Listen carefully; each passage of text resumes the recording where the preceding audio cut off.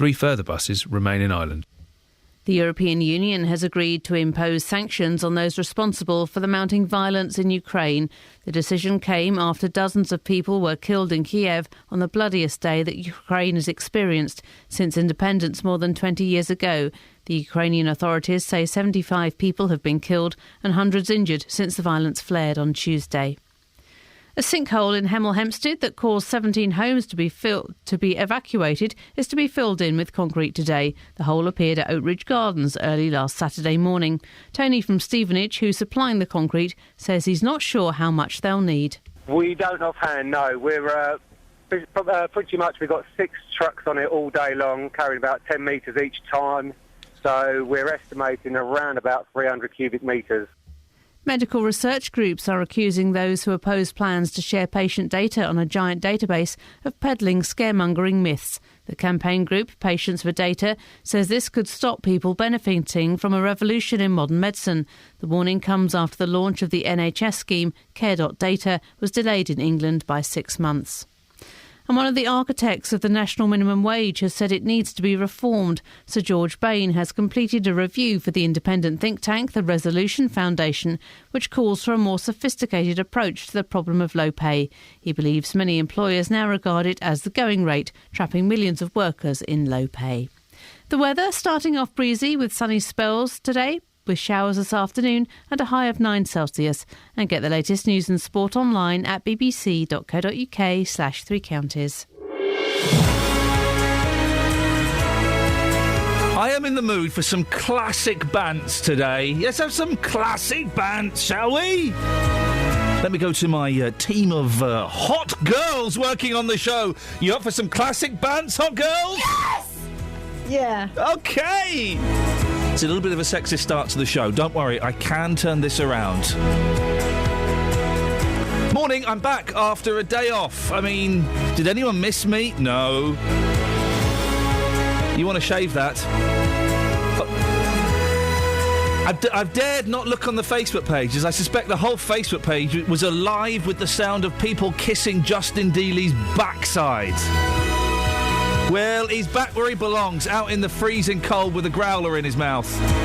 It's a cigarette. And I'm back in the studio, ready for some classic bands. If you want to take part in the show, I'll give you the details in a bit. Here's what we're talking about. Summed up in 1, 2, 3, 4, 5, 6, 7, 8, 9, 10, 11 words. E-cigs, e-buses, and ease off to look at sinkholes. Ladies and gentlemen, I thank you very much. Across beds, hearts and bucks. This is BBC Three Classic Bands. Classic Bands. If you want to get in touch, facebook.com/BBC3CR. Send me a text, 81333. Start your text 3CR. Or, come on, guys, phone me up. Just pick up the phone. Let's have some classic bands on the phone. 08459 455 555. I tell you what, today, I thought it'd be a lot of fun. People don't say this anymore. And I've been reminded by WhatsApp. The whole WhatsApp thing. WhatsApp been sold for $19 billion. That's an expensive phone book they bought. I know, considering it's free. I don't know if Mark Zuckerberg knows you can get it for free and then it's £1 a year. He's paid over the odds for it. Yeah, but there's a theory that he's got loads of phone numbers as a result. What? Why would he want those? What? He hasn't called me yet, Mark. Call me. So, as a tribute to WhatsApp, can we start all phone calls this morning with "What's up?" Oh no! It's classic bands, Catherine. Oh really? It's too classic. It's vintage. It's classic Do bands. I answer the phone in that way then? Yes, I hadn't thought of that, Kelly, but I'm glad you brought that to the forefront of my head. So I answer the phone. What's up? No, not WhatsApp. Oh. What's up? What's up? There's no T in there. What's up? It's WAZZZZZZZUP. What's up? What's up? Do it again. What's up? Oh.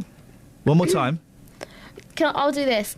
What's up? Three Counties Radio. How can I help? Can I have that as a clip? Catherine, would you like to... Thank you. Come on. What's up? Oh, come on. I've read books. Oh, for goodness sakes. We're going to have... It's Classic Bands Friday. Oh. Tweet it. Classic Bands Friday. What's up? And you put a load of exclamation marks after that. Get as many exclamation marks as you can fit in a tweet. What's up?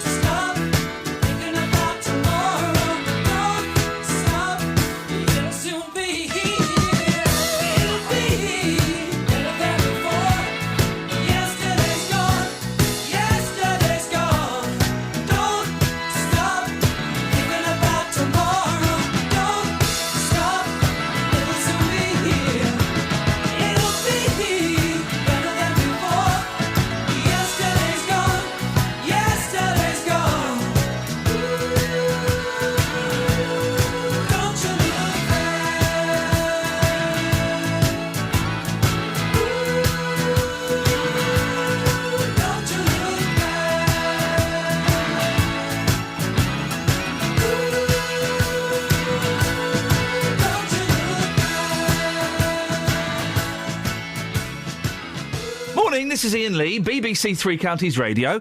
Now, we're hearing that one local school has sent letters home warning pupils that e-cigarettes and shisha pens, something I've never heard of, are still classed as smoking and therefore not allowed.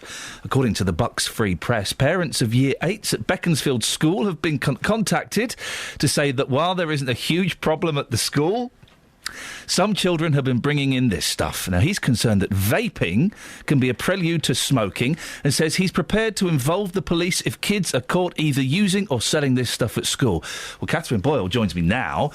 What more do we know, Catherine? Well, I should say from the start that the fact it's half-term means our efforts to contact anyone at the school, and we tried the head, the teachers, the governors, they've drawn a blank. So if anyone from Beaconsfield School is listening, please do give us a shout. Or indeed, if any parents of kids that go there or grandparents, if you've heard anything about this, then do give us a call. So what we have is taken from a report in the Bucks Free Press, which quotes from a letter apparently sent to parents of children in Year 8, partly to reassure that this isn't really any more of a problem at Beaconsfield than anywhere else, and only 10 of these items has actually been confiscated since September, but also really to spell out that e-cigarettes and shisha pens are not allowed under the school's smoking policy, and that the police will be involved if anyone's caught using or selling them. I don't know what a shisha pen is. Oh, I thought a shisha thing was quite a hubbly-bubbly pipe. Elaborate, and a teacher would notice if you had one in your pocket. I don't know, maybe these are more compact. Have you got a shisha pen hubbly-bubbly pipe in your pocket, Jones?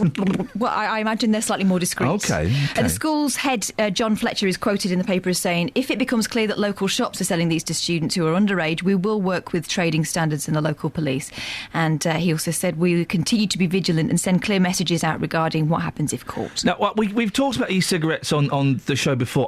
They're not proper fags, are they? Well, there are all kinds of theories about them, and I think that they're not all wrong and they're not all right. I've heard some interesting takes about these things, partly because the experts seem somewhat divided as to whether they're any different actually from smoking tobacco.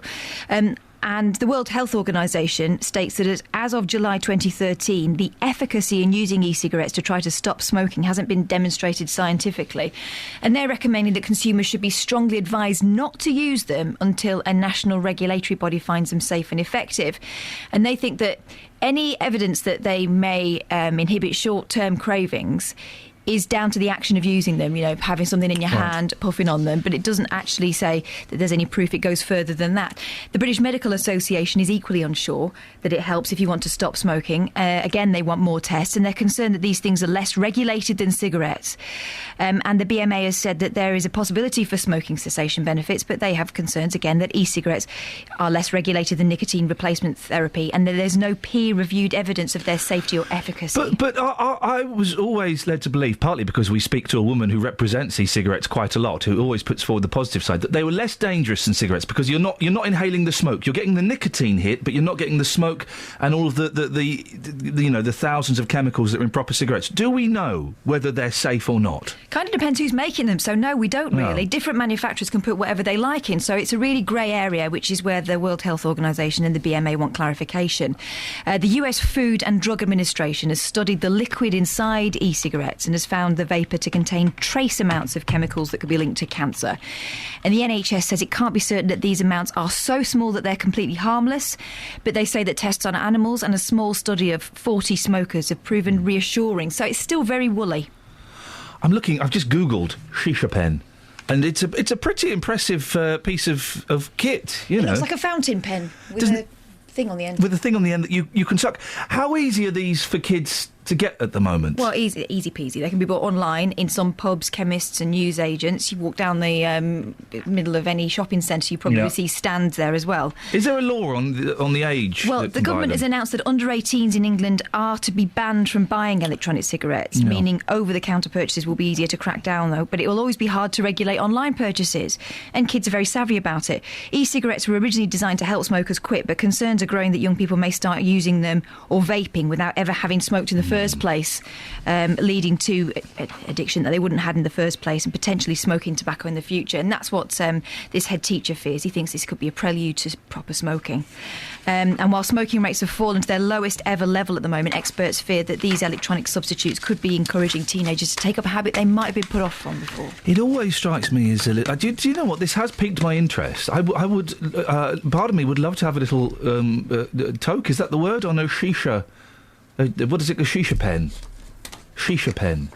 If you've used these shisha pens, 08459 455 555. Also, if you're a parent or a grandparent of anyone that goes to... What school was it? It's a Beaconsfield school. Beaconsfield School. OK. Catherine, thank you very much. We'll see you in a little bit for the newspapers. 08459 455 555. We've spoken about e-cigarettes before, and advocates of it are very vocal in their defence of it. Can you phone up and try and sell them to me? It does annoy me when you see people in restaurants and at gigs. Oh, my goodness.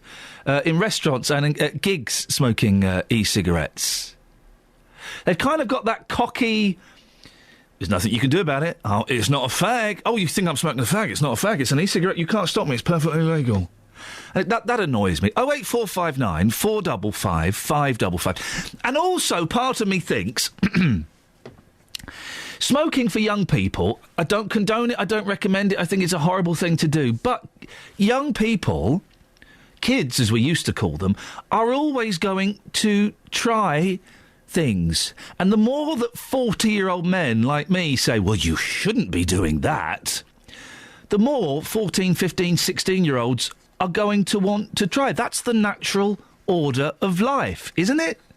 08459 455 555. 6:15, BBC Three Counties Radio. Travel news for beds, cards and bugs. BBC Three Counties Radio. Good morning. In Potter's Bar, Baker Street is closed between Dancers Hill Road and Sawyers Lane after a serious fire. And on the speed sensors, the A41 approaching Berkhamsted from Hemel Hempstead, looking slow just as you pass the Chesham Road. In Feldon, Longcroft Lane is closed around Chipperfield Road because it's flooded. I'm Alice Glossop, BBC Three Counties Radio. Thank you very much, Alice. 6:16, it's Friday. It's the 21st of February. I'm Iain Lee. These are your headlines on BBC Three Counties Radio. Reports of some children taking e-cigarettes into a school in Buckinghamshire. The new electric buses in Milton Keynes are having problems working in the rain. In football, MK Dons will be without the injured Samir Carruthers for tomorrow's League One match at Bradford. The weather mostly dry and bright, a few sharp afternoon showers, but apart from that, we'll get by. BBC Three Counties Radio.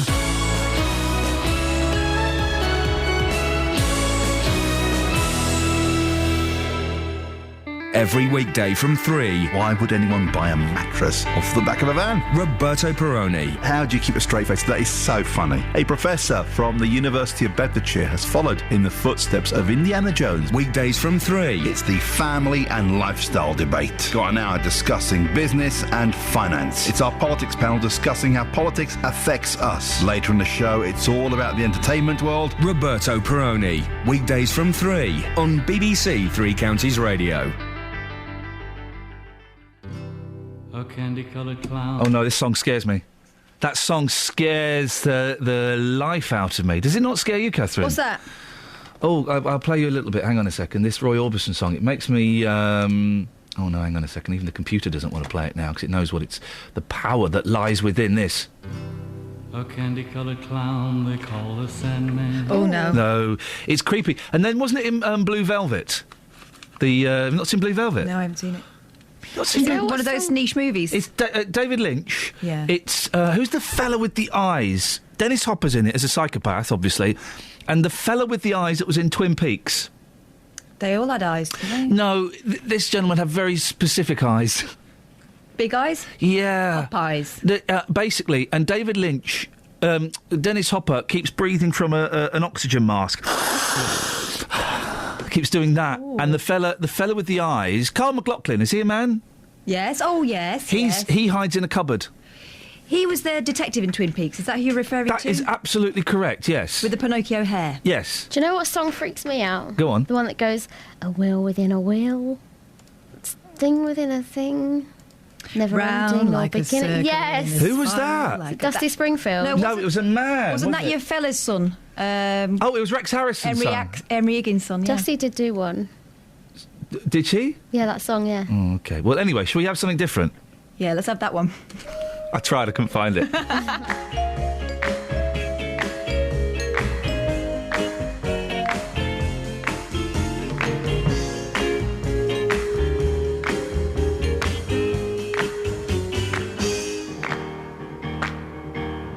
more I see you, the more I want you. Somehow this feeling just grows and grows. With every sigh, I become more mad about you, more lost without you, and so it goes.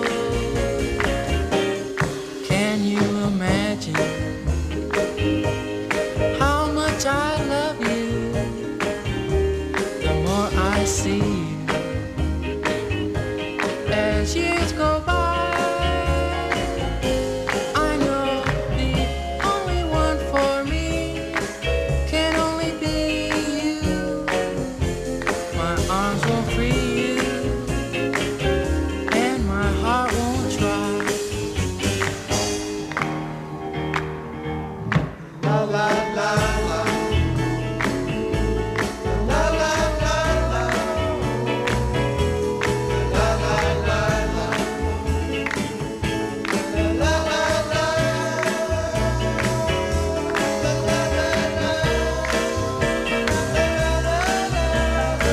Lot of Faye singing in this song, isn't there? Really not committing to it. Neither Chris nor the band are. Let's see if Chris picks up for the last verse. Here we go. Can you imagine? No, he doesn't, does he? How much I love you. Did he know this was being recorded? The more I see you, as years go by.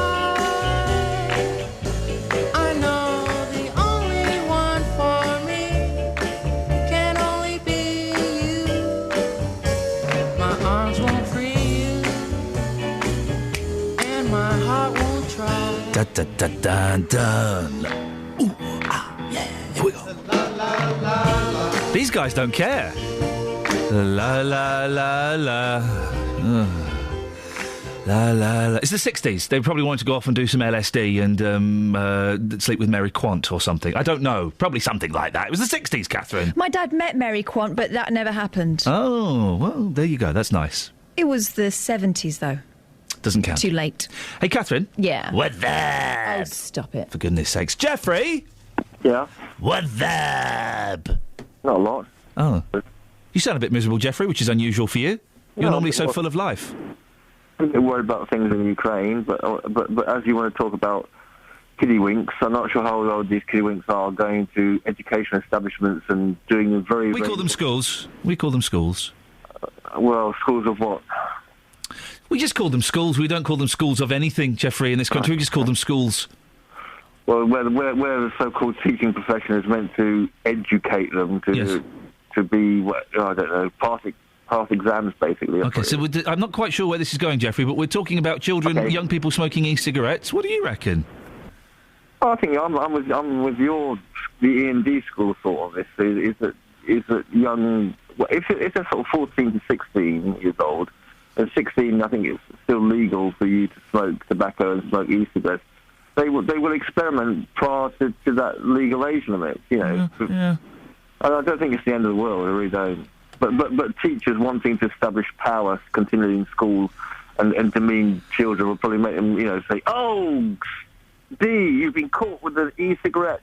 Attend the headmaster's office and write out 500 times." Do you think there are too many rules, Jeffrey? Too many things in place? Absolutely. That's the point I was saying. Laura Dern and Isabel Rossellini, by the way. What? Laura Dern and Isabel Rossellini. Fantastic. Yes, yes, of course. In Blue Velvet. I know exactly. Yes, Blue Velvet. Yes. But what was the point you wanted to make, Jeffrey? The point I want to make, and I'll continue to make it, is that politicians nowadays are so limited in their thinking, so uninspired, so... Let's cut to the chase. Kelly Betts tells me that when you phoned up, one of the things you told her was that you don't think tampons should be sold in public. Yeah, because I think we should ban everything. Anything that offends us or upsets us... Who on earth, in their right mind, Jeffrey, is offended by tampons? In supermarkets. How does it offend you Well, anything can offend you, can't it? That's my whole point. Because when the political debate now runs around two words, offence and inappropriate. And when I go to the supermarket and I want to buy food, I find it offensive that feminine hygiene products are on sale. How do you find it offensive, Jeffrey? How can you even begin to find that offensive? Or are you just being slightly obtuse? I might just be bringing up... Thank you very much indeed. There we go.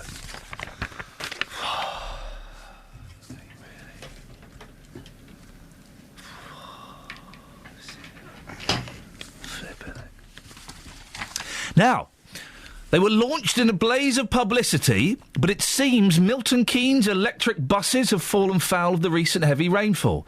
The 5 Wolverton to Bletchley buses were taken out of action last week due to water ingress into their batteries. The batteries got wet. They were back in service yesterday, much to the relief of my next guest, the leader of Milton Keynes Council, Andrew Geary. Andrew? Good morning, Ian. What's going on? Right.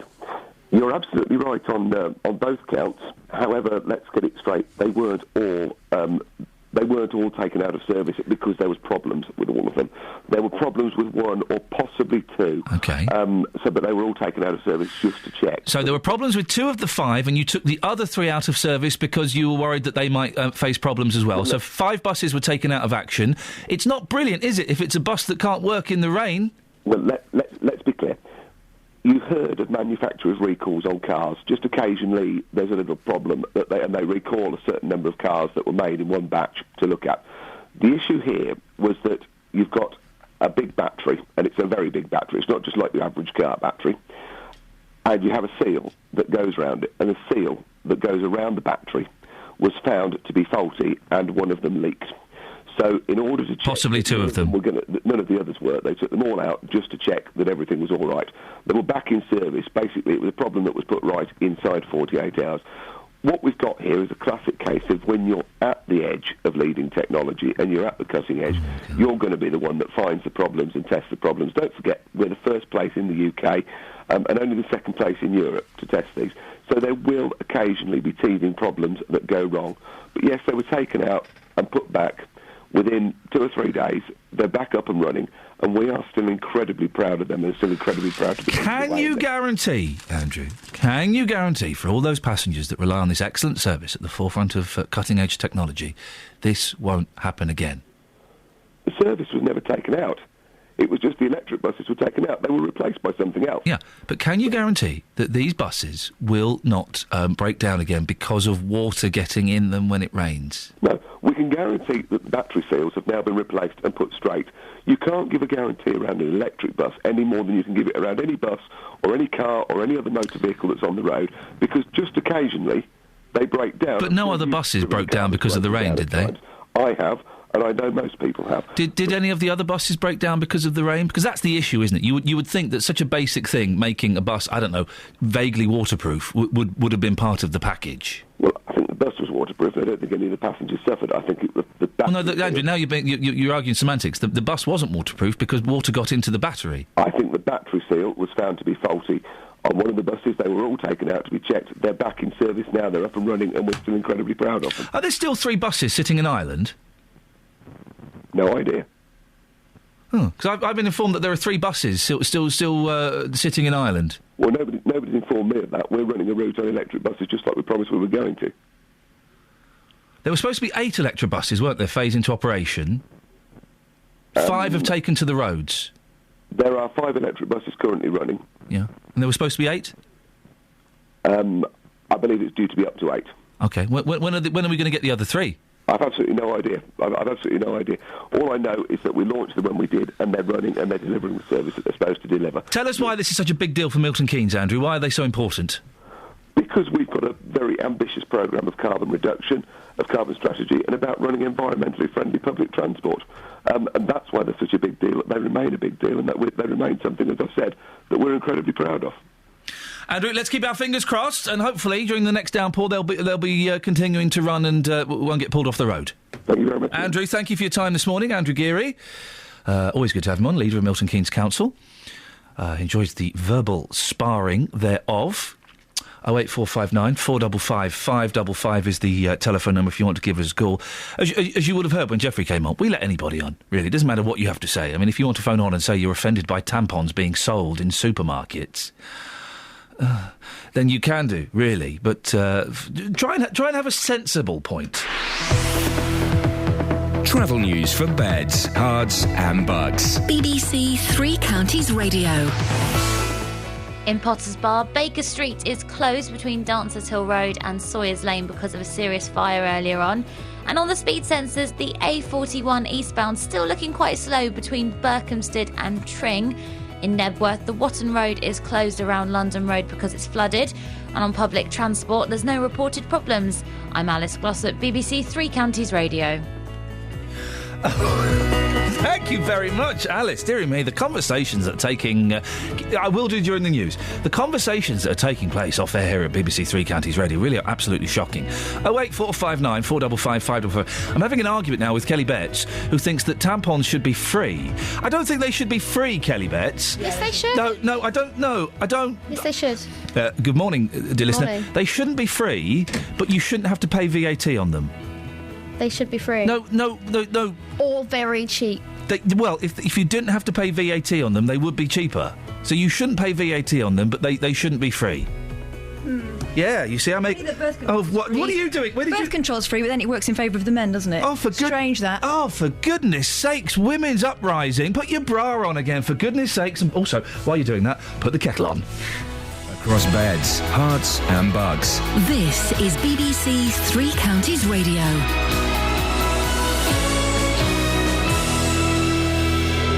It's 6:30. I'm Jane Killick. A school in Buckinghamshire is reported to have warned parents the police will be called if children are caught using or selling e-cigarettes in school. The Bucks Free Press says Beaconsfield School has written to parents saying some pupils have been bringing in the e-cigarettes and shisha pens. New electric buses in Milton Keynes have been taken out of service because of heavy rainfall. Water was getting into the batteries. The European Union has agreed to impose sanctions on those responsible for the mounting violence in Ukraine. The Ukrainian authorities say 75 people have been killed since the violence flared on Tuesday. The weather, dry and breezy this morning, some showers this afternoon and a high of 9 Celsius. On to sport. And in football, MK Dons will be without the injured Samir Carruthers for tomorrow's League One match at Bradford. With other injuries, the Dons will rely on 3 players in the squad who are under 18. The Wycombe Wanderers manager, Gareth Ainsworth, says he's met former Chairboys boss John Gorman this week for a chat. Wycombe lie just 2 points above the League Two relegation zone. At a supporter trust meeting this week, it was suggested that a former fans' favourite would be returning to Adams Park in an advisory role, but Ainsworth has played down that speculation. There's a lot going around the club, and many football clubs have a lot of rumours going around. And regards to the John Gorman thing, me and John are real good friends, close friends. And I met John on Wednesday for a coffee, but prior to that, we had no contact for a while. So it's it probably got a bit blown out of proportion. Luton will go into tomorrow's conference game at Nuneaton with no fresh injury problems. The Hatters are looking to extend their unbeaten run to 23 in the league. Assistant manager Terry Harris says promotion still isn't being discussed at the club, but understands why the fans are getting excited.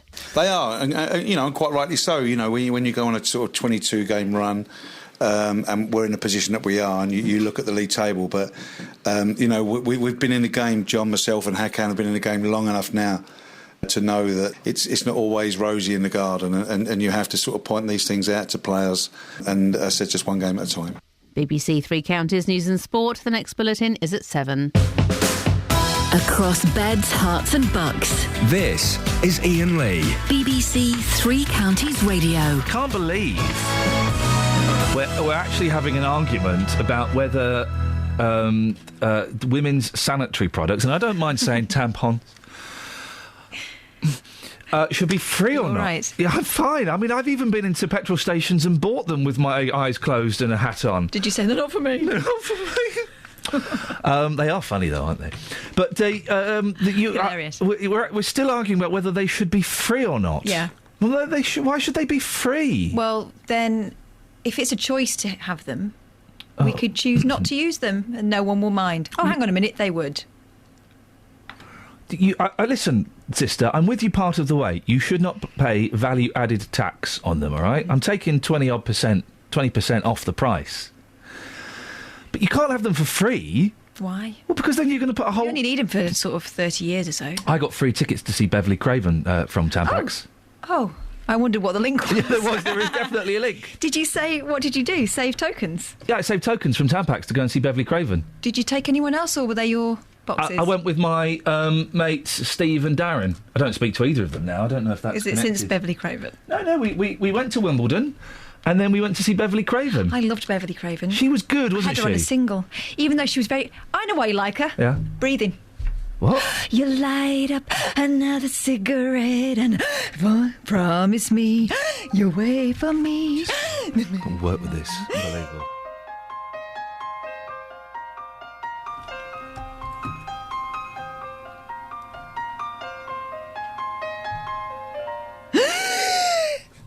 You light up another cigarette and I pour the wine.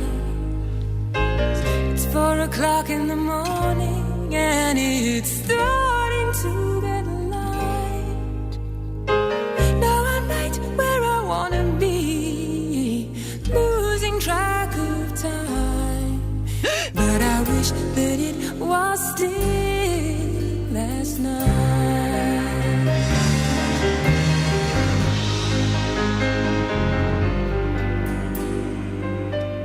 You look like you're in another world, but I can read your mind. How can you be so far away, lying by my side? When I go away, I'll miss you, and I will be thinking of you every night and day. Just promise me you'll wait for me. I'll be saving all my love for you, and I will be home soon. Promise me you'll wait for me. I need to know you feel the same way too. And I'll be home soon.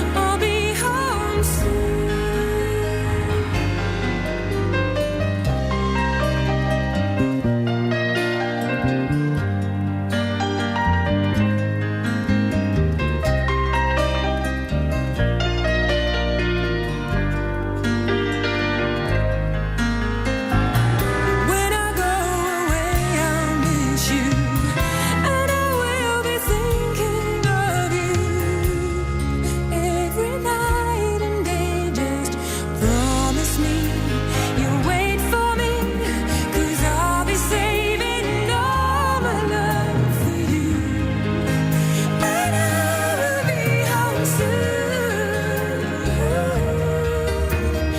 Promise me you'll wait for me. I need to know you feel the same way too. And I'll be home. Promise me you'll wait for me, 'cause I'll be saving all my love for you, and I will be home soon. Promise me you'll wait for me. I need to know you feel the same way too. And I'll be home soon. She's very, very breathy. Very breathy, isn't Hey, she? we all need to breathe. Don't we just? 08459 455 555 is the telephone number if you want to give us a call. Let's have a look at the papers. What you got? Yeah, page 8 of the Daily Mail, 8 and 9 in fact. It appears only women got drunk at the Brit Awards. Oh. Or they just took pictures of the women and say it's a Wah. disgraceful behaviour. Did you see any of the Brits? No. It's not for me anymore, is it? Corden. Yes. Corden. Did Jarvis get up and show his bum? Oh, see, that was when the Brits peaked, when Jarvis Cocker got up during Michael Jackson and showed his bum to the cameras and then got arrested. Do you know who which defence lawyer went to his aid? Who? Bob Mortimer. Really? He used to be a lawyer. And so Bob Mortimer strode down to the police and said, I'm his brief. I love Bob Mortimer. Yeah, he's good, and isn't he? Jarvis Cocker. Yeah. And Vic Reeves. Yeah. Can they be my friends? Ah. I hear that what happened was Harry Styles got stuck having a cigarette outside and blamed it on going to the toilet, but then lots of rude jokes were made about what he might have been in the toilet. But it sounds like we missed a great night. Dear, I just all that self-indulgent, self-important pomposity, really. I don't get watching awards where you're not involved. It's like watching a party you're not invited to. I don't get Corden. I'm going to say it. I don't get Corden. I feel sorry for the other one. He's not as bad as he used to be, is he? Well... Because he used to be a bit of a wally, and by his own admission, I thought he'd softened slightly. Well... What happened to Horn? Well, Horn had a little kind of... I don't want to say breakdown, because that's too much, but he collapsed on stage, didn't he? Oh. And I always back the wrong horse. Kylie and Jason, I remember having an argument in the sixth form common room saying, yeah, Kylie's a flash in the pan, Jason Donovan is a sensitive artist, he will be here 20 years hence. Well, wrong horse.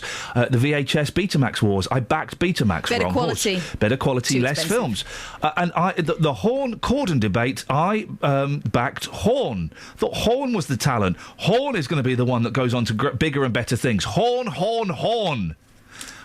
It was Corden. Front page of the Comet, the Stevenage edition, £4,000 bike stolen in scam. Duh. Listen to this and see if you can spot the flaw in this. Right, go on. A bike worth almost £4,000 offered for sale online has been stolen, with the thief pretending to be an interested buyer. You know what happened?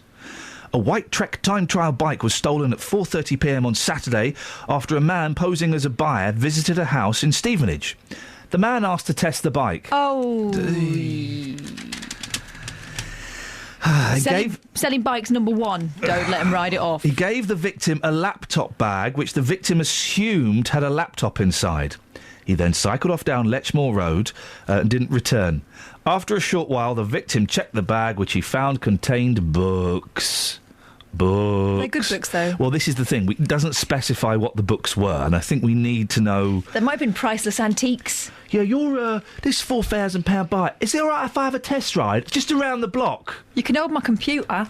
We're imagining that's how they spoke. Yeah, sure. OK, then, fine. No problem, Governor. 20 minutes later... I've been so like a kipper. He's not come back. Let me have a look. Oh, no, Mum! Mum, it's books!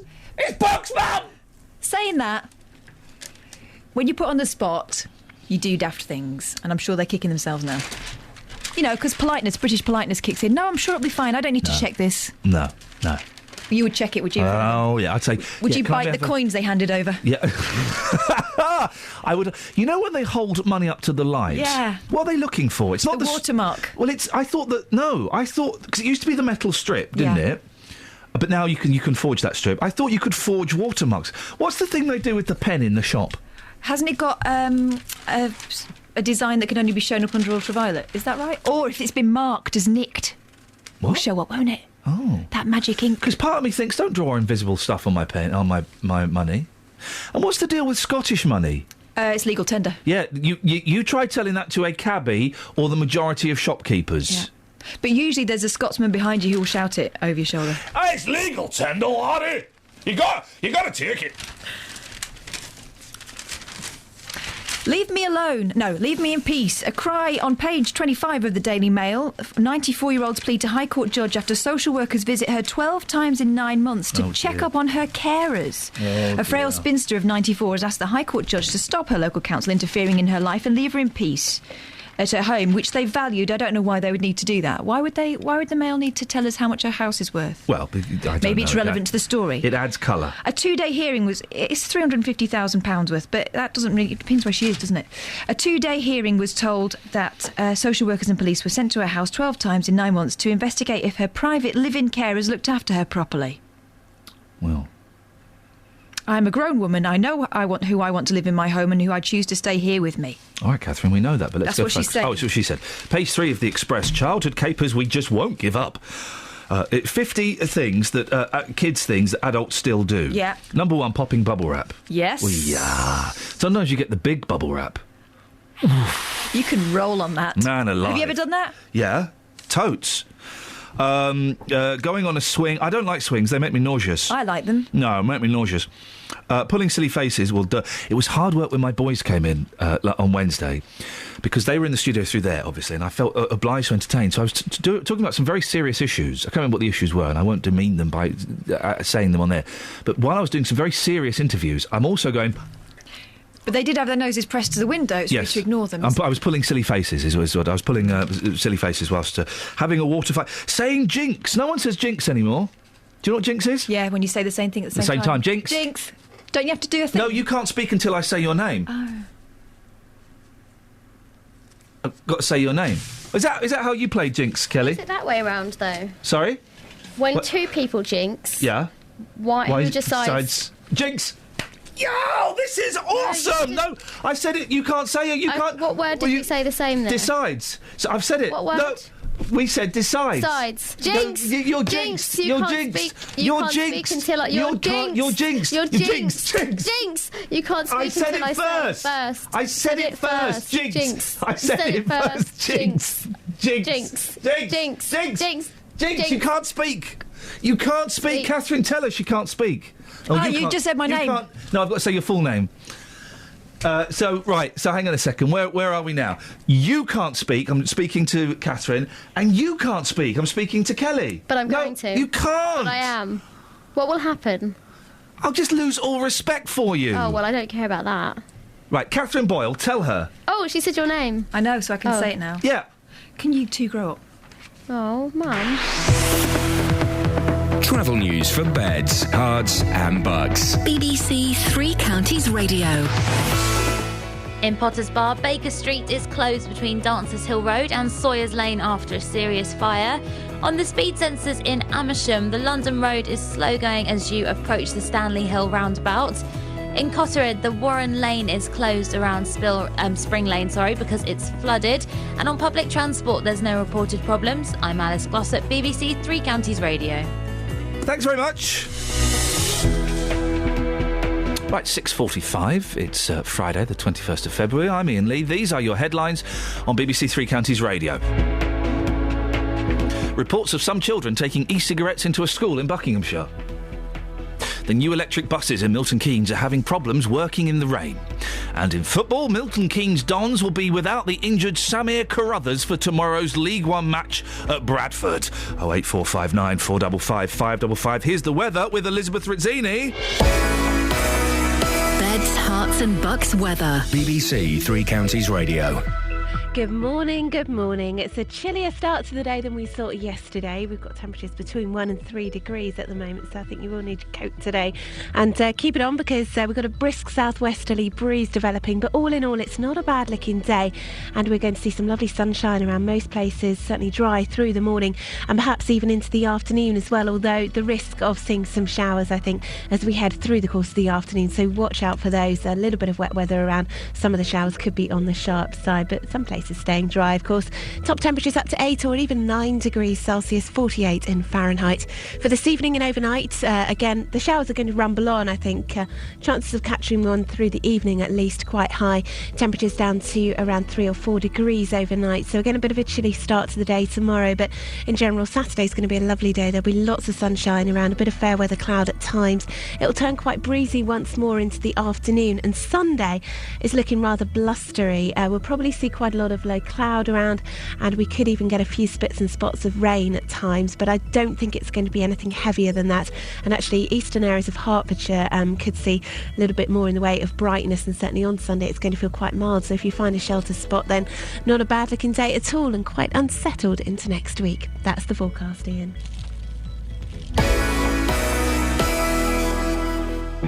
Tomorrow afternoon, Three Counties Sport will take you to the heart of the action. And it's another hat-trick for Andre Gray. We'll bring you 4 more live and uninterrupted commentaries. Here comes Deeney, right-footed, down the middle and scores, and Watford take the lead here. Watford, MK Dons, Stevenage and Luton. It's Francois Oko who's forced the loose ball in. Get all the build-up, choose your local team, and then have your say after the game with Three Counties Sport. And MK Dons have got their 3 points. Tomorrow afternoon from 2 here on BBC Three Counties Radio.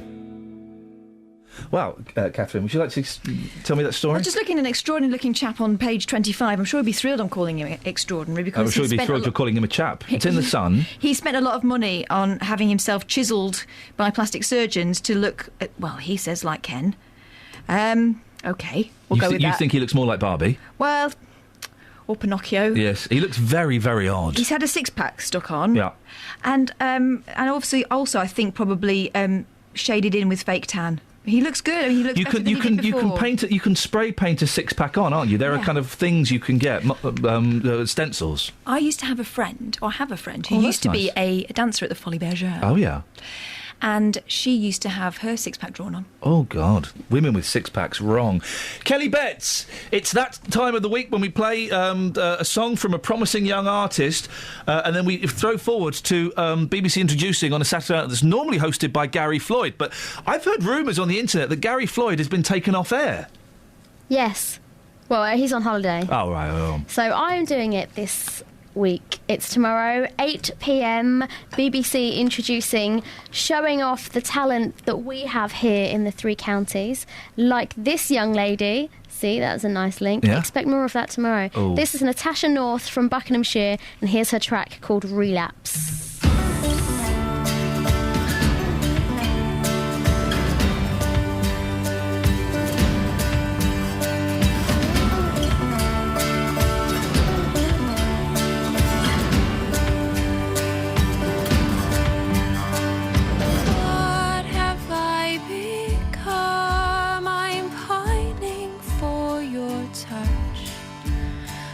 Days like these, the darkness swallows me, and again I am waiting for your voice.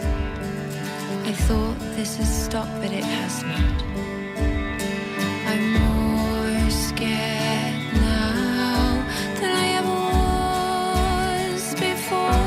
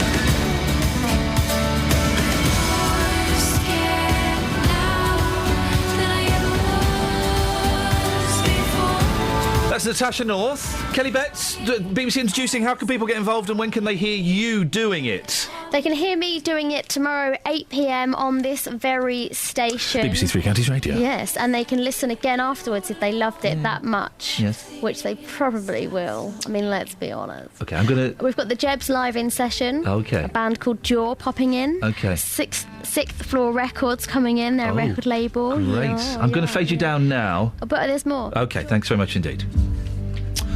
Now, sinkholes. Are you still here, Catherine? Yeah, I would love sinkholes. OK, well, you can join in with... you there, Just? Yes, morning, boss. You there, Kelly? A bit. There we go. We've got the whole team's live on air. Let's talk sinkhole, shall we? The Hemel sinkhole is set to be filled in with concrete today. The 25 feet deep crater appeared at Oak Ridge Gardens early last Saturday morning, forcing 17 families out of their homes while safety assessments took place. Well, Justin, you've spoken to the residents in the area just after they've been evacuated. Should we have a little listen to that, and then we'll find out what the latest is? Absolutely. Thank you. I was shocked. I couldn't believe it. Because it was so big, massive, and I could actually see underneath the road. I was standing on the other side until the police asked us to move backwards. And looking at that damage, it's a miracle that nobody was killed here. Yeah, it is. Because, I spoke to the guy of number one, whose house said, and he said he didn't even know what was happening until the police knocked, and then they had to force open his door for him and the family to get out. Last night when I came home, I noticed that my flooring in my house had started to move. It felt really bouncy, and it's not been like that before. And then I woke up to that this morning. I'm not allowed in at all. I've got nothing. At 7:30, they told me to get out. I asked if I could grab some stuff and how long I had, and he said, you haven't. I want you to get out now because of the gas.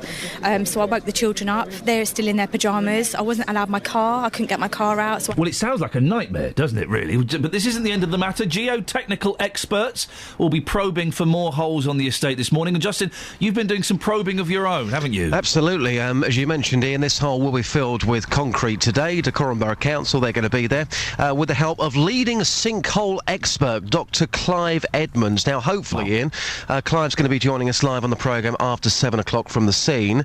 As for when the area is going to be safe, we still don't know. All we know is that today, of course, will be the first steps. The residents, some have returned to their homes, but they're freezing cold because they've got no gas.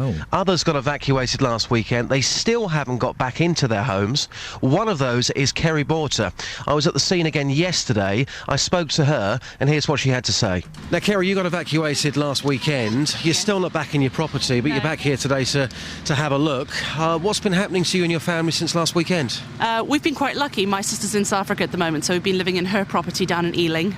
So, but it's a small, much smaller property. And then on Friday we're due to move into hotel accommodation near Redbourne, and then we'll kind of see what happens from there. So what are you being told by the relevant authorities as to when you can move back into your property? We're having a residents' meeting on Monday, and they'll basically update us then. So we don't really have any more information until then. So that's all you know for the time being? Yeah, until then. So they said they're refilling the hole, and then 3 to 12 days for them to assess whether it's stable, and then we'll get an answer, hopefully. And you've got 3 children with you. How are they coping? Yeah, thankfully it's half term. I think they're coping a lot better than timing, than if it was school, which is why we're obviously moving into a hotel on Friday to kind of get them settled before school starts on Monday. But we're staying in a 2-bedroom masonette, which is a lot smaller than what we're used to. So missing their toys and missing a bit of space. And the whole experience of last weekend must have been quite terrifying for you. Yeah, it's just surreal. The whole thing is just very surreal. I mean, you just don't think that, something like that can happen to you. It's just frustrating, but, if there's nothing we can do, we'd rather stay safe than move into a property that wasn't safe. And we have no gas, electricity either, so there's no chance of moving back in at the moment anyway.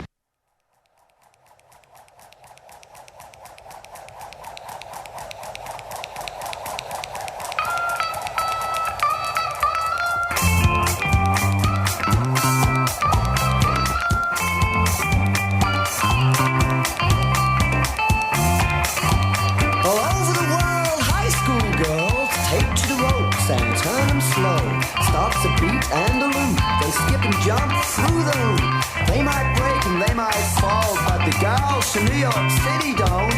They just start again. Hey, Ebony.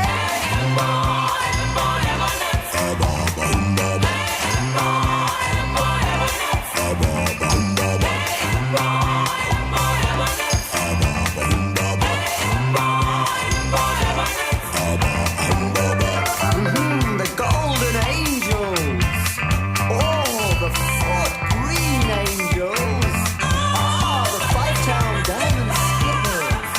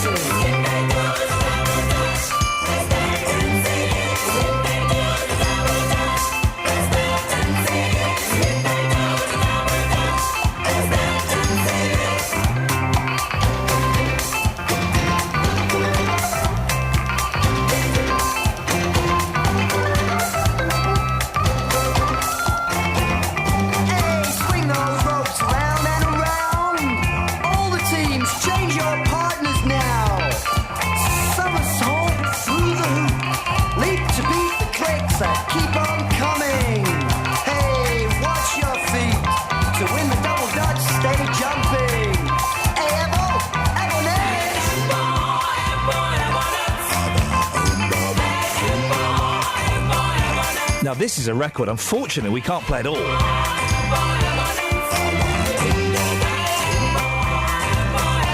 So many Malcolm McLaren stories we could tell. I interviewed Malcolm McLaren once while I was off my face on morphine. It's a true story. I have been given it for medical reasons.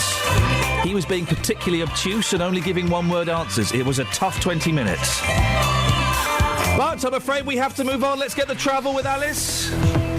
Travel news for beds, cards and bugs. BBC Three Counties Radio.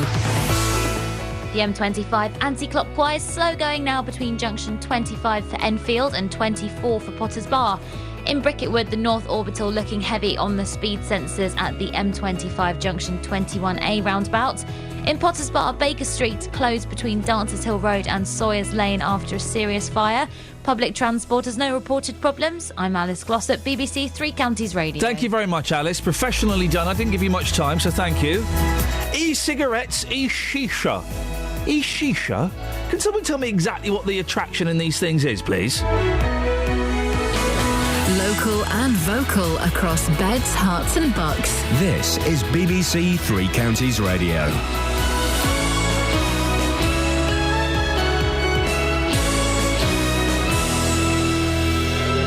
It's 7 o'clock. I'm Jane Killick. The headlines: deal to settle the crisis in Ukraine. Milton Keynes electric buses not working in the rain, and the Hemel sinkhole gets filled with concrete today. BBC Three Counties Radio. A deal has been reached at talks to settle the crisis in Ukraine. Negotiations have been going on through the night, involving European foreign ministers and government and opposition leaders in Ukraine. Steve Rosenberg reports.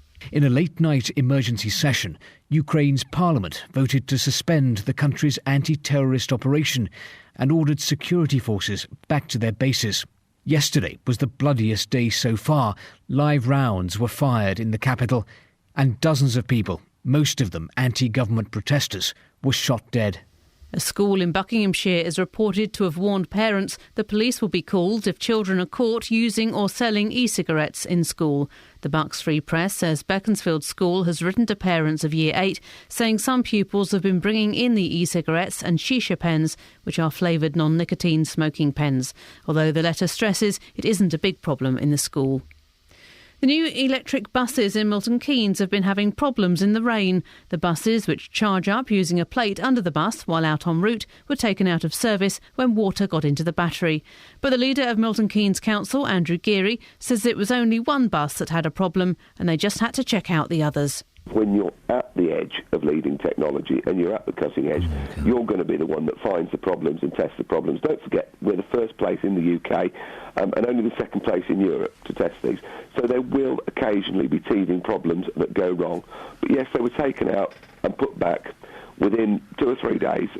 Some of Britain's leading environmental and planning experts have said some of the damage from the recent floods could have been prevented if the correct water management techniques had been used. In a letter to the Daily Telegraph, they call on the Prime Minister to adopt a clear strategy for future flood prevention.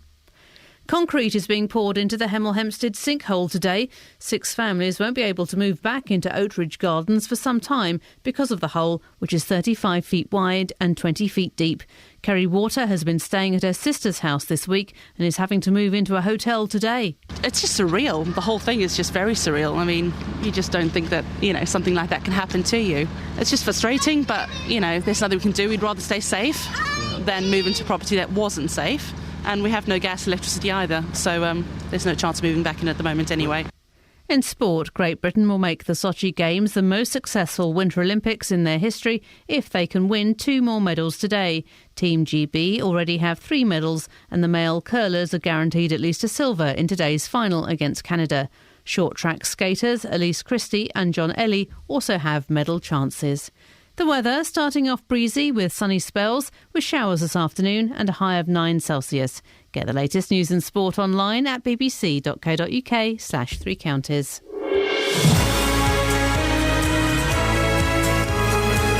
Thank you very much, Jane. Morning, this is Iain Lee, BBC Three Counties Radio. It's Friday. Oh, thank you, Madame. Lots to talk about this morning, including e-cigs, e-buses, and ease off to look at sinkholes. Ladies and gentlemen, thank you very much indeed.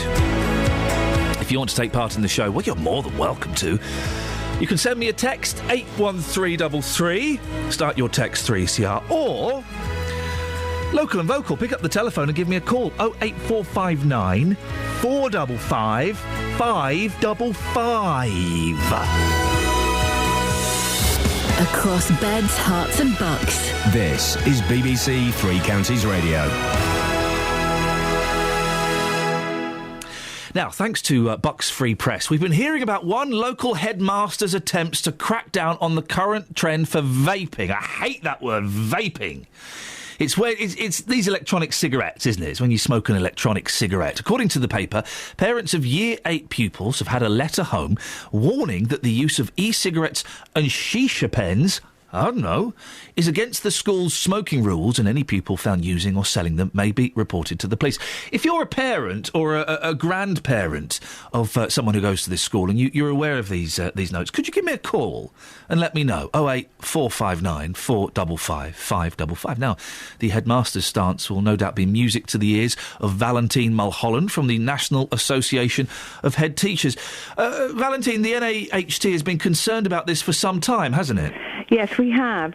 We're concerned for a number of reasons, but the key thing is that these e-cigarettes are not regulated, and increasingly we're seeing research from the United States which is evidence that they've definitely got risks, and in fact the Chief Medical Officer in the UK has said that we don't yet know the harm that they cause, but we know they're not risk-free.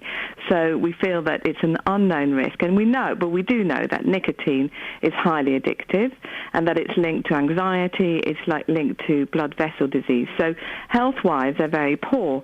But what we're also concerned about is the fact that they normalise smoking. And we feel that in schools we have a right and a duty to protect children in our schools and instill in them the right attitudes to protect them from ill health. But they are considered by the majority of people better than cigarettes in as much as they're not inhaling smoke, and cigarettes have thousands of chemicals. And kids have always smoked at school, haven't they? A certain element of them. Is this not a slightly better alternative? It's definitely a better alternative as far as the information we have at the moment than cigarettes. But clearly, we've seen a move towards denormalising cigarettes, and cigarettes haven't been in school for some time and haven't been in public spaces for some time. And I think we see this as a retrograde step. But also there are still risks, and I think what we're concerned about is because these aren't regulated at the moment. So the government's planning to regulate them from 2016, but because they're not regulated at the moment, there's really no proper research, and there's an enormous amount of variety between how much nicotine individual products have got. And we're very concerned about the fact that they are being increasingly targeted at young people with, flavoured sort of fruit flavours, etc. And we think it's a slippery slope to actual cigarettes as well. So what are young people doing, Valentine? Are they actually bringing them into the school building? Are they doing it outside the school? What do you know? So we're seeing reports that they are bringing them into definitely into playgrounds, and I think smoking them in playgrounds. Sorry, and smoking them in playgrounds. Unless we've got that's why we're advising NAHT members to take a clear stance that they should be banned from schools, not just in pupils, but also in parents, because in primary schools we're seeing parents bringing them into the playground where they wouldn't, obviously they're not able to smoke. And I think in this particular case, there's also been evidence of them being sold within the school, and I think that's the element which is also worrying. The government is currently, through the Children and Families Bill that's going through Parliament, actually wants to ban the sale of these to under 18. So, that really shows that although they seem to be less harmful than cigarettes, there is still a risk, and it's the fact that it's really not known how bad that risk is, but also that it's a slippery slope. Slippery, smoky slope. No, I agree. What about teachers, Valentine? Are they allowed to have them in the staff room? No, they wouldn't be. So what we recommended is an outright ban. Right, OK. For everybody, yes. Do you not miss the old staff room days of the 70s and the 80s when a pupil would knock on the door and it would be open with a waft of smoke and a smell of cheap coffee? With the information on passive smoking, no, we don't. We don't miss it. OK, good for you. Valentine, thank you very much indeed. That's Valentine Mulholland from the National Association of Head Teachers. We can talk now to Andrew Brown, who is from the Mentor Foundation. Morning, Andrew. Morning. What exactly is the Mentor Foundation? We're a drug and alcohol prevention charity. And so what are your views on vaping and e-cigarettes? Well, we had a number of schools contacting us looking at the very same issues as you've just been talking about, and what should schools do, what are their powers, how should they approach it, and when we started looking into it, we came to very much the same conclusions as the NAHT, that the fact that the market is unregulated, that the regulators say that they can't recommend e-cigarettes for use, and that there's concerns about young people accessing them in the first place. And all of the indications were that these were things that, whilst much better than smoking, as you pointed out, are still things that children shouldn't be using and having access to. Isn't it the thing, though, Andrew? Listen, I'm a 40-year-old man. Kids aren't going to listen to me, and the fact that I'm calling them kids illustrates how far out of touch I am. But young people are always going to try things. They're going to try booze. They're going to try cigarettes.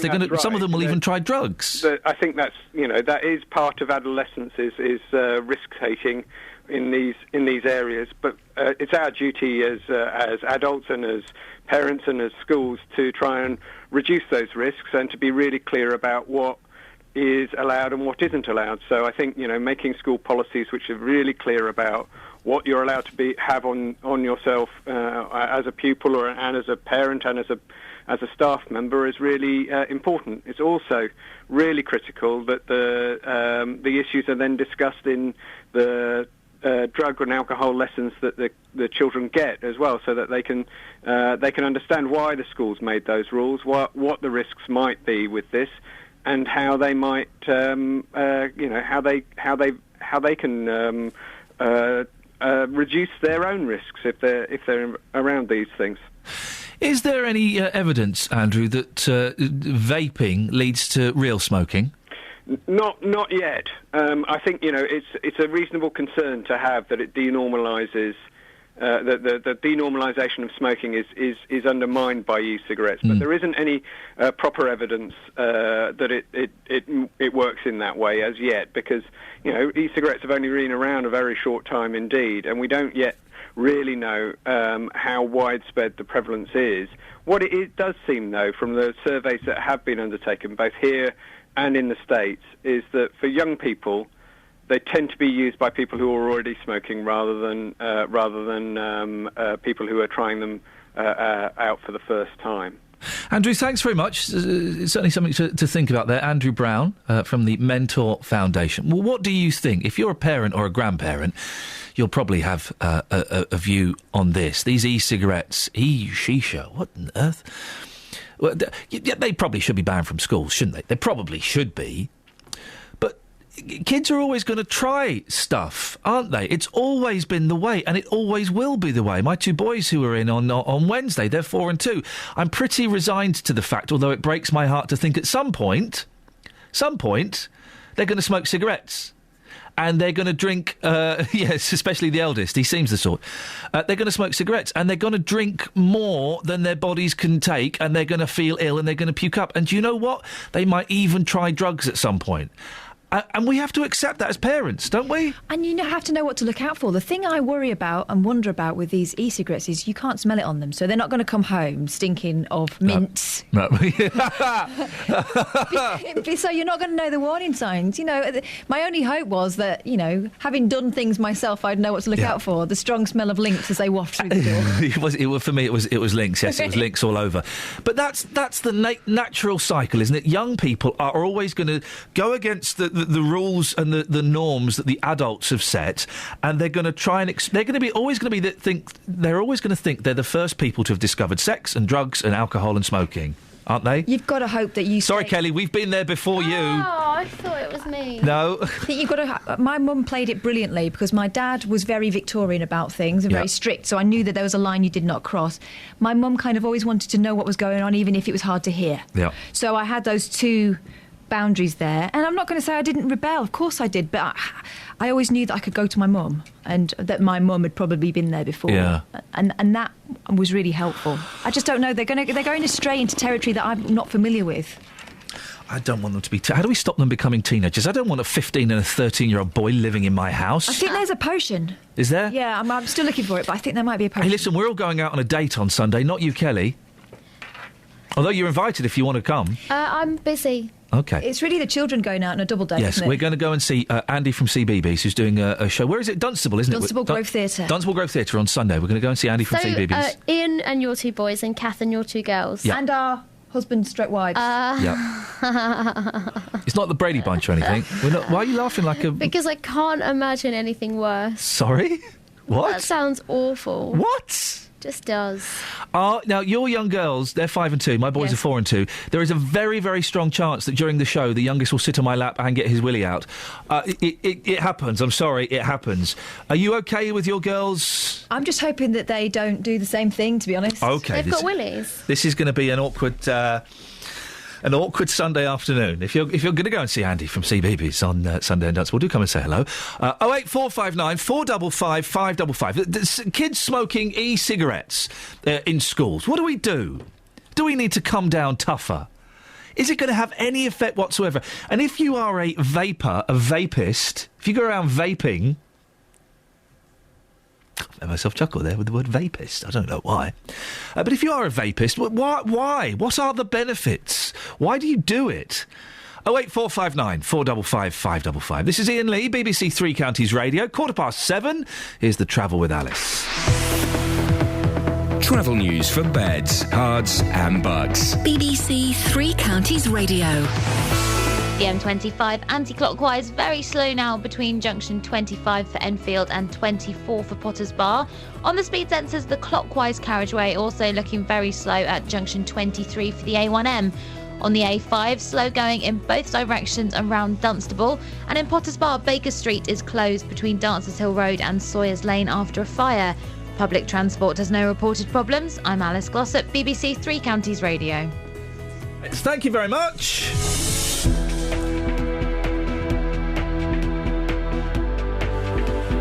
Right, 7:16. It's Friday the 21st of February. I'm Iain Lee. These are your headlines on BBC Three Counties Radio.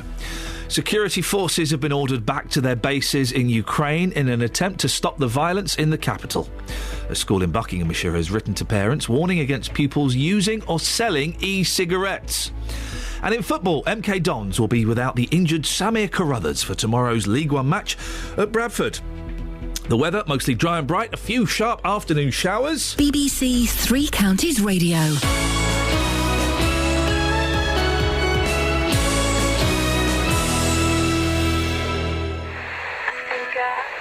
as part of the BBC Three Counties big tour.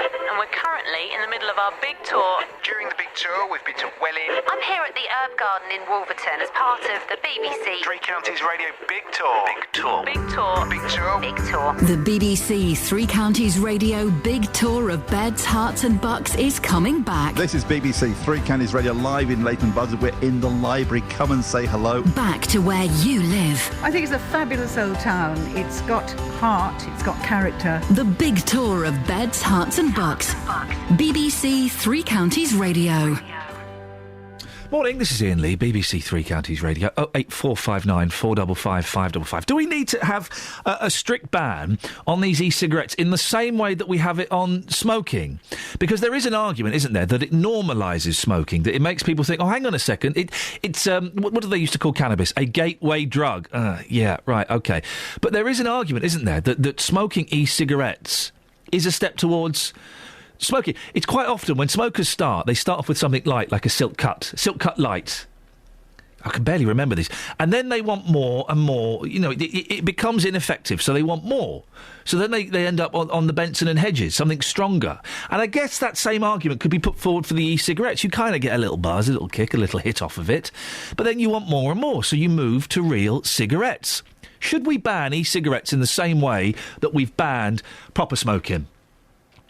08459 455 555 is the telephone number if you want to give me a call on that. Now, they were launched in a blaze of glory, but it turns out Milton Keynes' electric buses might be a little bit of a damp squib. All 5 Wolverton to Bletchley buses were taken out of action last week after water ingress caused at least one of them, possibly 2 of them, to fail. Well, they're back now, and the leader of Milton Keynes Council told us he's still incredibly proud of them. And this is what happens when you're at the cutting edge of technology. Well, John Miles is the project director for Engineers Arup. Morning, John. Good morning. John, can you remind us, how are these electric buses supposed to work? What makes them so special? The thing that makes them really distinctive is the wireless charging system, which we have at either end of the route. So we have 2 rather unusual wireless chargers, one at the north in Wolverton and one at the south in Bletchley. What went wrong? A series of things went wrong during the very heavy rains that we've had, because there was a lot of water sloshing around underneath the bus, and of course electrical systems are a bit prone to the damp, as probably many people know. So we did have some problems with the water creeping in, and as a consequence, buses were variously off the road at different times, and at one stage last week we were right down to 1 bus. I don't think we ever hit the point where there were 0 buses. But we have had a very intensive efforts working on the buses over the last week, and we've found the root cause of the problem. So we've had 5 buses out these last couple of days, and I think everything's back to normal again. So what exactly was the problem? The casing of the battery, was it? No, it wasn't the battery. It was some of the control electronics, and there was a particular box that was located in a place which was picking up a lot of water, because the rear wheels were thrashing a lot of water around with all the puddles that were standing on the road, and they just they can take a lot of water, but they just couldn't take that much. What we've done is we've slightly re-engineered the way that those boxes are packaged and waterproofed, and I think that'll cause us. I think that'll take the problems away now. Okay, because Andrew Geary from Milton Keynes Council did say it was the batteries. Well, of course, this equipment controls the batteries, so the fault that was showing up showed that one of the batteries had an error, and then for safety reasons, that particular string of batteries would be shut down. It wasn't actually the battery, it was this piece of equipment that I've just referred to. But the safety systems make sure that we don't do anything silly, of course. Have you checked over the buses, John? Are we sure that nothing like this will happen again? It seems a bit of a basic, doesn't it, to make it waterproof? Well, of course, it's always easy with hindsight to say we should have realised that. And it is it's obvious with foresight that they should be made waterproof, I would have thought. Well, yes, you can say that, of course, and of course you're right. But it is the case when you're doing something unusual that there will be many things you get right, hopefully, and there'll be a few things that you don't quite get right. And in the early stages of something which is rather unusual like this, it's to be expected we'll have some teething problems. And of course, we have lined up a backup fleet of buses for just such an occasion. So we were able to put the other buses out to cover the periods when these buses were off the road. Do we know what the future is for these buses, John? Are we going to see more, and if so, when? Well, we certainly hope so, yes.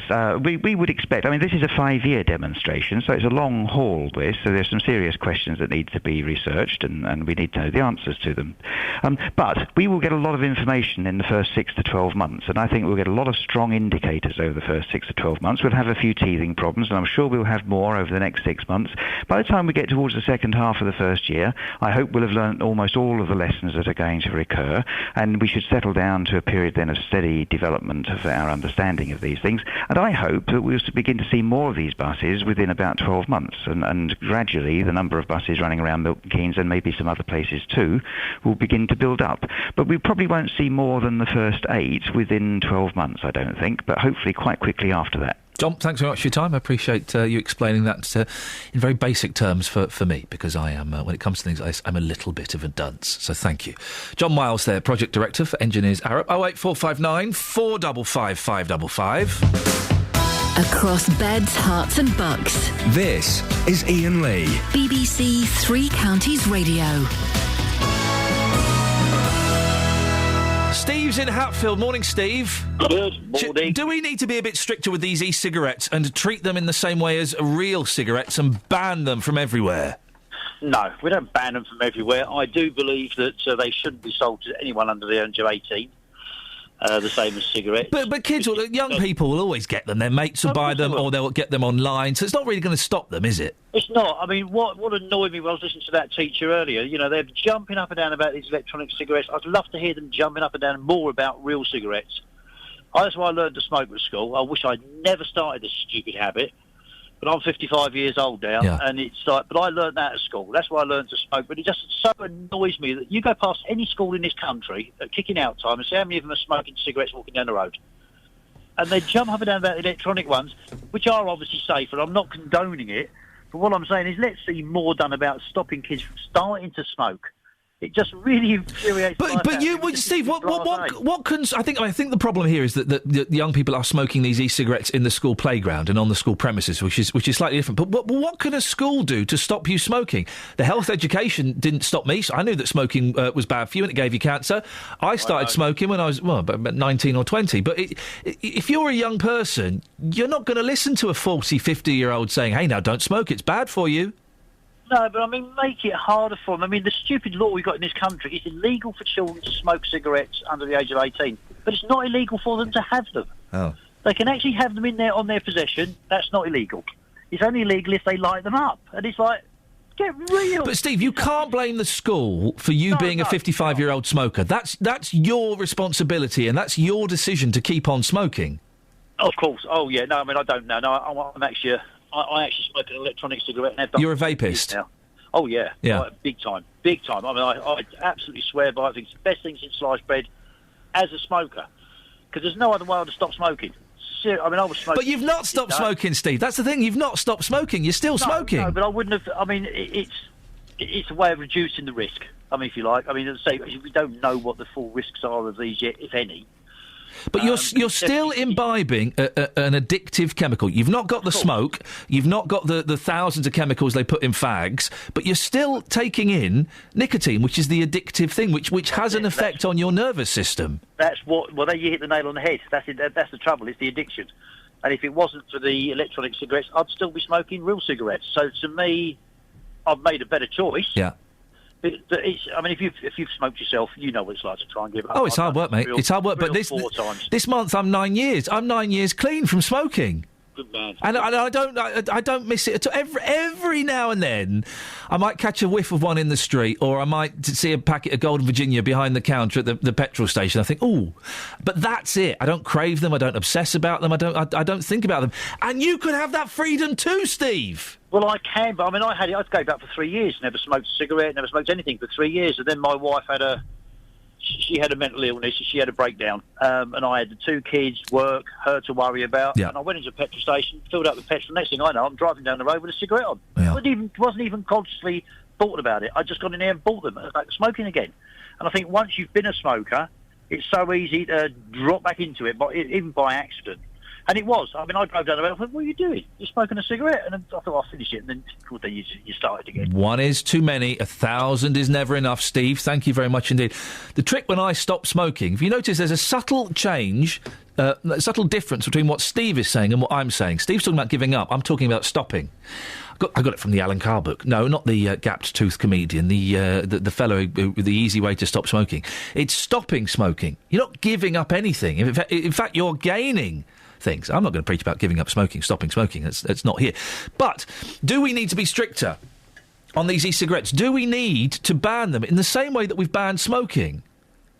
Do we need to kind of make people who smoke e-cigarettes, who vapists, do we need to kind of treat them with the same disdain that we treat smokers? 08459 455 555.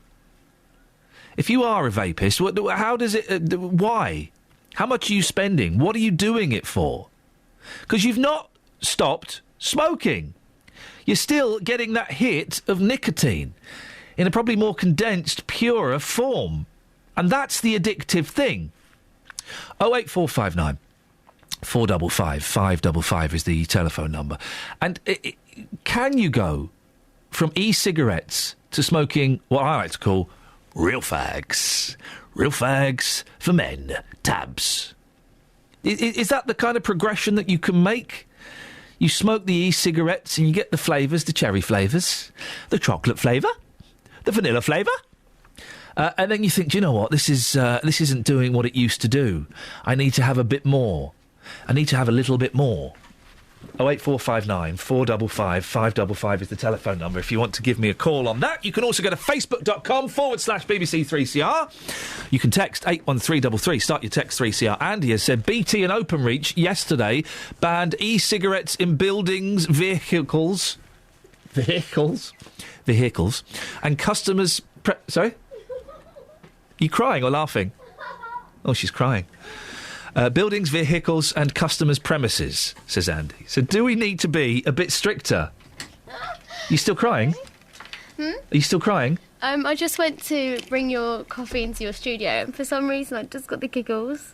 Oh, it was laughter. It was laughter. Thank God for that. I thought it was another tribunal. Complaint. Thank you very much indeed. 08459 455 555 is the telephone number if you want to give me a call about that. Or anything else. It's the weekend, for goodness sakes. You can call in about what you want. I don't care. Right, BBC Three Counties Radio. Let's get the travel news now. Here's Alice. Travel news for beds, cards and bugs. BBC Three Counties Radio. The M25 anti-clockwise, very slow between junction 26 for Waltham Abbey and 23 for the A1M. Also clockwise looking very slow on the sensors at junction 23 for the A1M. Callers are reporting that people are slowing down because of the smoke from the fire near to Potters Bar. That's where Baker Street is closed between Dancers Hill Road and Sawyers Lane after a fire. On the speed sensors in Royston, the Baldock Road is a slow patch heading towards Baldock, so that's southbound traffic. Public transport has no reported problems. I'm Alice Glossop, BBC Three Counties Radio. Across beds, hearts and bugs. This is BBC Three Counties Radio.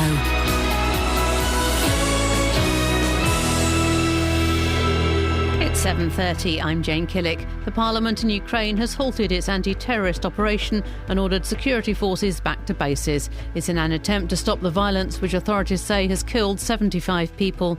A school in Buckinghamshire is reported to have warned parents the police will be called if children are caught using or selling e-cigarettes in school.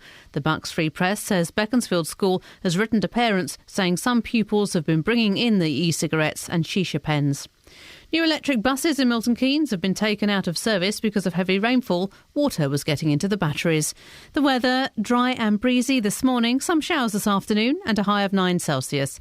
On to sport, and in football, MK Dons will be without the injured Samir Carruthers for tomorrow's League One match at Bradford.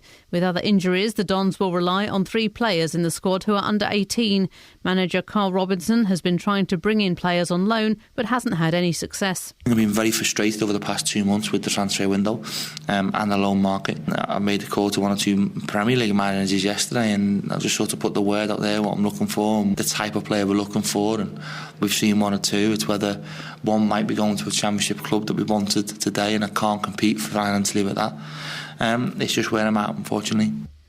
The Wycombe Wanderers manager, Gareth Ainsworth, says he's met former Chairboys boss John Gorman this week for a chat.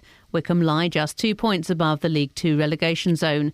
At a supporter trust meeting this week, it was suggested that a former fans' favourite would be returning to Adams Park in an advisory role, but Ainsworth has played down that speculation. There's a lot going around the club, and many football clubs have a lot of rumours going around. And regards to the John Gorman thing, me and John are real good friends, close friends. And I met John on Wednesday for a coffee, but prior to that, we had no contact for a while. So it probably got a bit blown out of proportion. Luton will go into tomorrow's conference game at Nuneaton with no fresh injury problems. The Hatters are looking to extend their unbeaten run to 23 in the league. BBC Three Counties News and Sport. The next bulletin is at 8. Call 08459 455 555. BBC Three Counties Radio. Morning, let's have a little look at the front pages of the newspaper, shall we? They're all in a muddle, so let me sort them out and let's have a look. The Daily Telegraph, Ukraine's bloodiest day. The pictures from Ukraine really are they're quite bleak, aren't they? And some of the things that were being talked about, bodies being laid out in the foyer of a hotel where the journalists were staying, very, very... very bleak.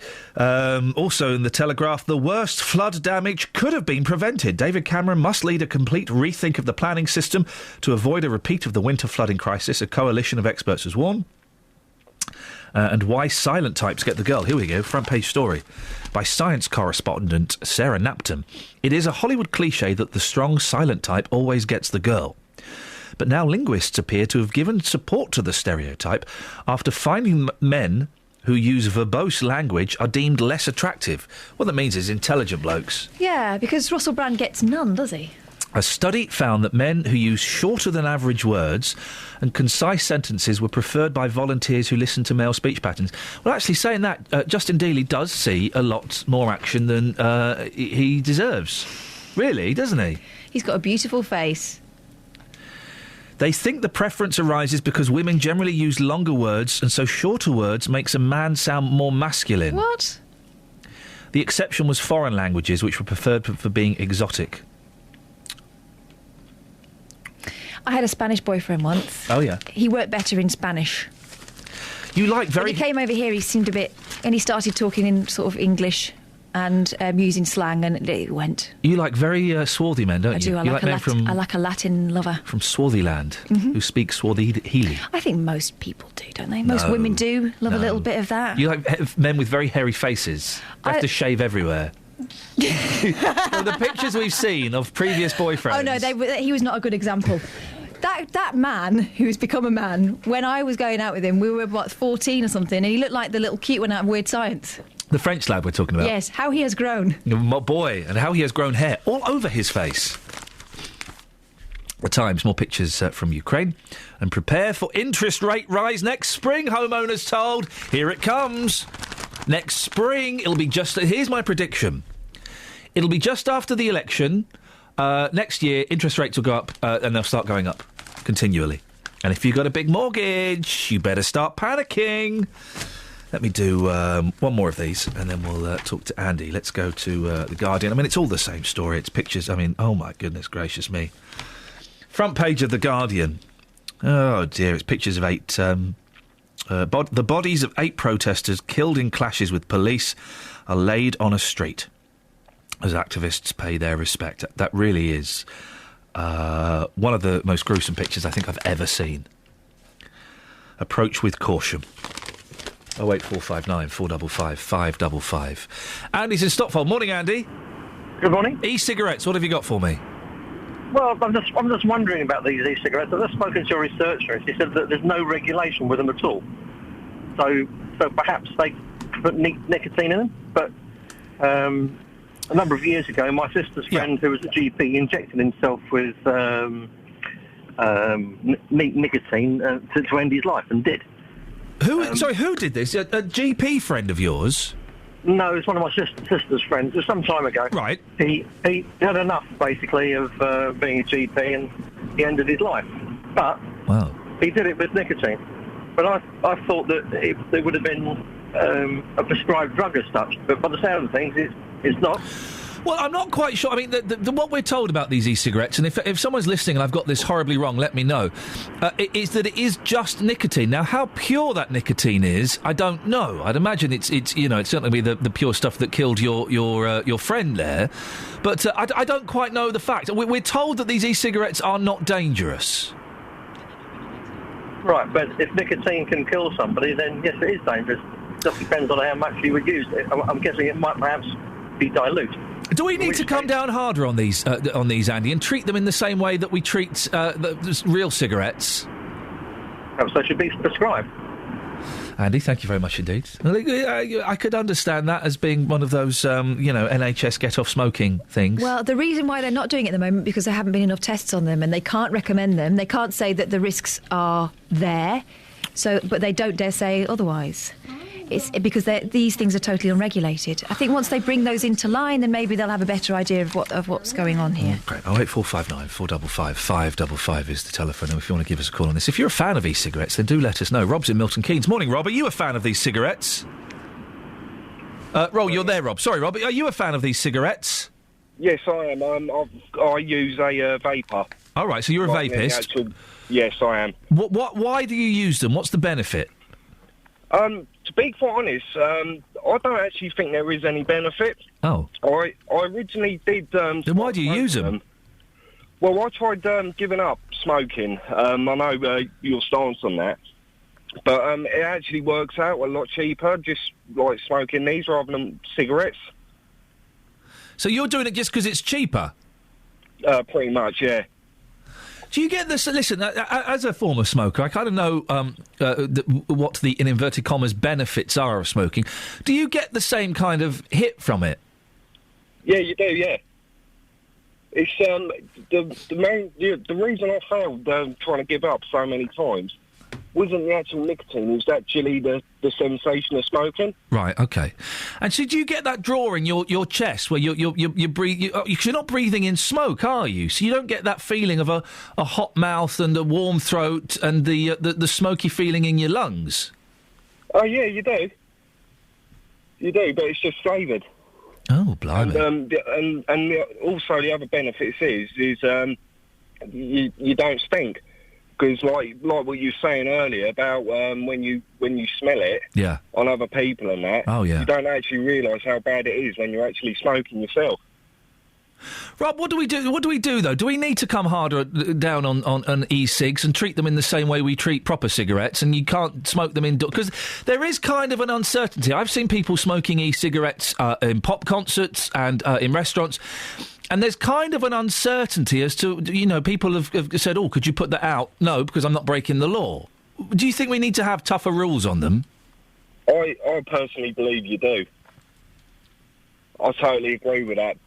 Because you always see someone smoking one somewhere. Yeah. But I went to a football game a couple of weeks ago, and before I went in there, I had someone outside saying you can't smoke that in the stands.